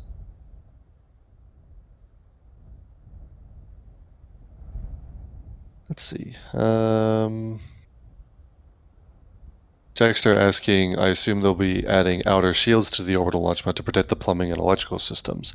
I think we're still inspecting that at some point, although we don't know how soon it's actually necessary, right? Yeah, that's also some of the work that needs to be done probably before launch. Again, because we don't really want all these beats to all the little things on the OLM to get burned to crisps, and so it's not really a good thing that you want. A couple of other super chats that have come here. Oh, sorry, go ahead, Nick. Is it just me, or does it look like Hoppy's just sitting there staring at the booster saying, I too? Kevin saying thank you, or I did it again. I keep doing this over and over again. I want to tell Kevin thank you for becoming a Pad Rep member. Appreciate the support as always. There you go. And then also Junar with another super chat. Thank you for all the support there. is that an alignment pin on the top right side of the orbital launch table? I'm not sure exactly where they're looking. Alignment pin. I don't see anything that looks like an I don't alignment either. pin. They might have seen the QD. Oh, I don't know if they're looking okay. at the QD. Probably not. I think I know what they mean. If you see to the right side of the left camera view, and you look at the hydraulic power unit, and to like a little bit down on the orbital launch mount, there's like a pin, like some kind of horizontal, kind of thing. That's one of the stabilizer pins that they have at the bottom of the orbital launch mount. It works sort of similar to the ones that we saw on the transport stand. The only difference, it appears, they do not go up. And this is actually one of the things that we have wondered for a little bit of time, why they are there. And the leading theory, at least from me, a speculation alert here, is that they are there and they connect once the booster is down to be able to connect the QDs and the hold downs on the mount. So you lower the booster, you connect the pins, the booster is now steady on the OLM, it's not moving, and now you can put all the QDs and all the hold downs and everything, you can put it onto the booster. So that's my leading theory here. There you go. Thank you, Alex. I'm going to keep bringing questions in. They're still not quite all the way down into the launch mount. They're finishing that up right now. We'll keep it live until they're finished with the lift, but it appears to be going well. Let's see. Do we think any pigeons have nested in the tower yet? Maybe. Probably. I mean, I would say probably some grackles over some pigeons. Although Mary and I, this will be in the daily tomorrow morning from today's daily. Mary and I did see a beautiful blue heron today. It was hanging out in the dunes while we were taking pictures of B7. And man, Nice. that's a regal bird. And I don't even want to know what size the nest is because that thing's like almost 5 feet tall. It's huge, tall bird. That must be a big nest. Joe Pipple says we need to get Alex a John Madden pen so he can easily point out his observations, get him the telestration ability. Alex, do you know who John Madden is? No, I have no idea, but I actually chose that question just for Michael to see. Michael, that's your way of telling Michael that you need telestration capability. I see. John Madden is a American football commentator and it's very common in American football for the commentators to like draw on the screen and telestrate. So that's who John Madden is, and now you know, Alex. Also, Michael says in the back channel that it could happen as long as Alex has enough screens. So maybe we can get on that. I can get more screens soon, so be prepared. I'm just imagining Alex's entire office is just nothing but streams. That's probably accurate. Let's see.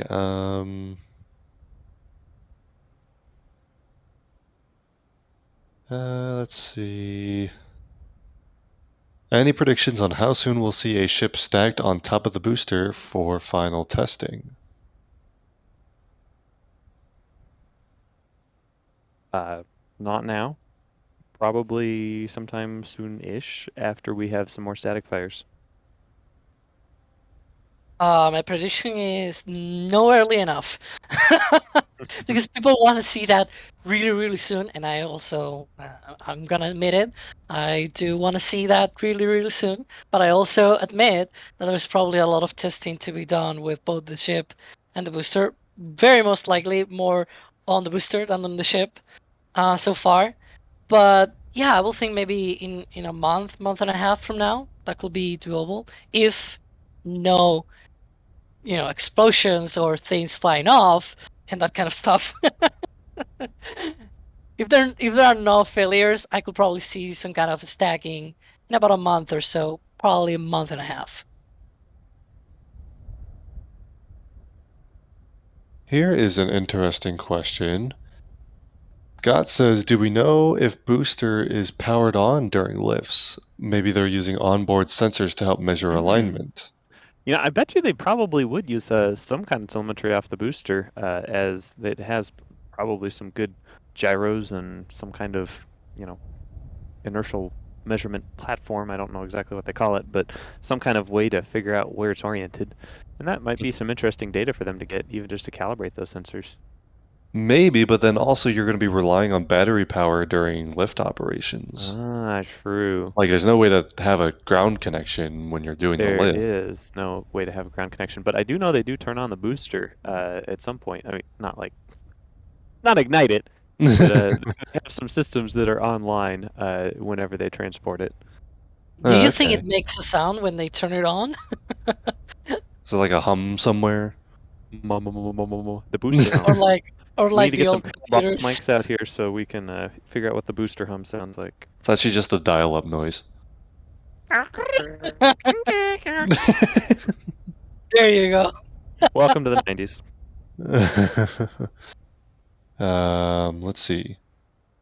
Jordan asking, any chance of we streaming in HD in the future? We do stream in HD. We Check do your, stream. please check your YouTube quality. I promise we stream in HD. Make sure you don't have a lower resolution selected by accident. Despite Sometimes us, YouTube can do that. yeah, despite us being called NASASpaceflight, we don't actually stream like NASA. We actually do 1080p. Sorry. Are we all reacting to the same message in the back channel right now? Yes, Michael needs to get that in Holy. the stream. Oh my gosh. Oh, jeez. Really? That's I swear, some okay. people with access to Photoshop have too much time on their hands. Yeah. But it's perfect. Perfect. We'll see if Michael can get that up so everyone else can enjoy the inside joke. Oh my Just gosh. a throwback to a reference that Nick said about Hoppy earlier is all. Yes. That's all. There it is. Thank you. Hoppy's going to It's space, guys. awful. Let's go. Let's go. The Oh my top of gosh. Hopper isn't as aerodynamic as a proper nose cone, I don't think. Yeah, it'll do. It'll do. By the way, that said, given enough thrust, aerodynamics is irrelevant. This is true. Nice. Someone saying, "Oh well, you will stream in 4K." Well, it has a lot of latency, right? Now, It wouldn't be the same. 4K, that's a different conversation. Yeah. Yes. It comes with a lot of latency. That said, YouTube and everything. Yeah. we consider all options to offer improved coverage, is what I'll say. I'll leave the producers to actually make those decisions, but yeah, we're not live streamologists, anyways. yes, live streamologists, yes. Live streamologists. There's only one of those. His name is Das. Hey, is Michael count as a live streamologist at this point? You know what? Maybe. I think Michael's don't know. earned the live streamologist title. Okay. So there are two live And streamologists. I'm not totally just saying that because he's the one operating the stream right now, and so he's he the could one totally listening. just mess this all up right now and mute us all and take over without us even knowing. Except he'd only do that to me if I started bad-mouthing Vandenberg. That's, at least historical precedent says that, so, Ooh. When the booster turns on, it says, "Good morning, Dave." Good reference, good reference. Nice. Chillwill asking if the booster could be tested today, or is that too soon? Too soon. It's going to take some time to get ready for testing. Yeah. Still also just checking in on the booster. Looks like they got about like 1 foot to go before they're at the down point, if you will. But almost there. done here. Let's see, what else? Looking through chat. Say maybe the Chopsticks have a connector that connects to the booster to power it during lifts. We could see that on the Chopsticks. It's pretty clear that the sticks are basically just truss structures. A big electrical connection like that would be pretty obvious. Also, we'd see the connection for it on the booster, so don't think so. Oh god, I just imagined something horrible. Like, too horrible to share with the class, or? Yeah, we should well, not share that with the class. Okay. No, it was like a plug at the top of the booster just to connect with the chopsticks, and someone there with a wire. Hey, wait for me, and Anyways, just to power it on and everything. But continue. More questions. Let's see what else. Booster on sound is Windows 98 startup noise. Oof. Now I just want to ask people what they think the booster startup noise is. I'm getting a lot of good. We didn't even ask for ideas, and we're getting a lot of good ones. I want to hear more. What do you think the booster sounds like when you start up? Tag us at NASASpaceflight, so it comes into the software I'm looking at. Any idea if Ship 24 could be tested in the closure window? I think that's unlikely. Well, Unlikely. I We mean, haven't really seen any indications of that, right? yeah. Yeah, I mean, they still have a little bit under 5 hours to go. But you know, they have to put this on the clamps and the QDs and everything. Then they have to release the main QD of the booster. They have to disengage the arms and everything. Like they have all of these preparations and everything. And as we've said before, they also need to hook up the Raptor engine shields to the vent lines. And that's 40 lines that they have to hook up. So that's a lot of work that they need to do, and that's probably going to be done overnight. And cross our fingers that maybe Mary will receive any sort of notice for any potential engine testing. We'll see. But yeah, I'm really hopeful to see anything. Alright. Well, folks, if you're looking on your screen now, you can see that Booster 7 appears to be down on the orbital launch mount. So if you are just joining us, Booster 7 had all 33 engines installed when it left the production site earlier today, rolled out to the launch site, and using the chopsticks, which appear to be back in action, moved the booster from the transport stand out onto the orbital launch mount. Things to keep an eye on for the rest of the week are, of course, testing of this booster, also potential Ship 24 testing, keeping an eye on both of those vehicles now.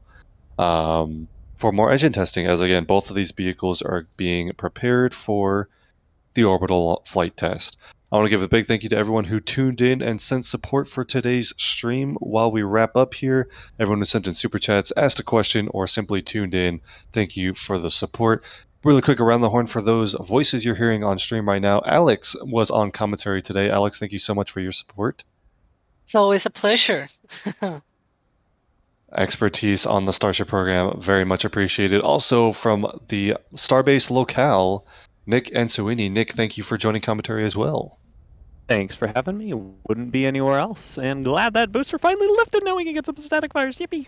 You can tell Nick is excited. Thank you so much. Yay. We're looking forward to more content from you and the rest of the team out at Starbase. Also, my name is Thomas Burkhart, News Director for NASA Spaceflight. Been offering some commentary as well.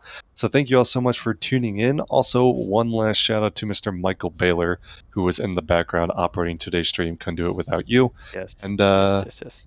everyone, stay tuned for future Starbase coverage this week. Also, some more coverage of the Artemis 1 launch campaign. Less than a week to go there. And of course, stand by for, I think there's a Starlink launch on Saturday, and other spaceflight news coverage both here on the YouTube channel and over on NASASpaceflight.com. Speaking of which, there's also a new Starbase article on NASASpaceflight.com for you to check out. Regarding the countdown, Adrian's done some analysis, so if you want to do some reading on Starbase as well, check out NASASpaceflight.com. But that's going to do it for our coverage right now. We're going to throw you over to Starbase Live, where you'll be met with live views of Starbase as always. Thank you all so much for watching. See you next time.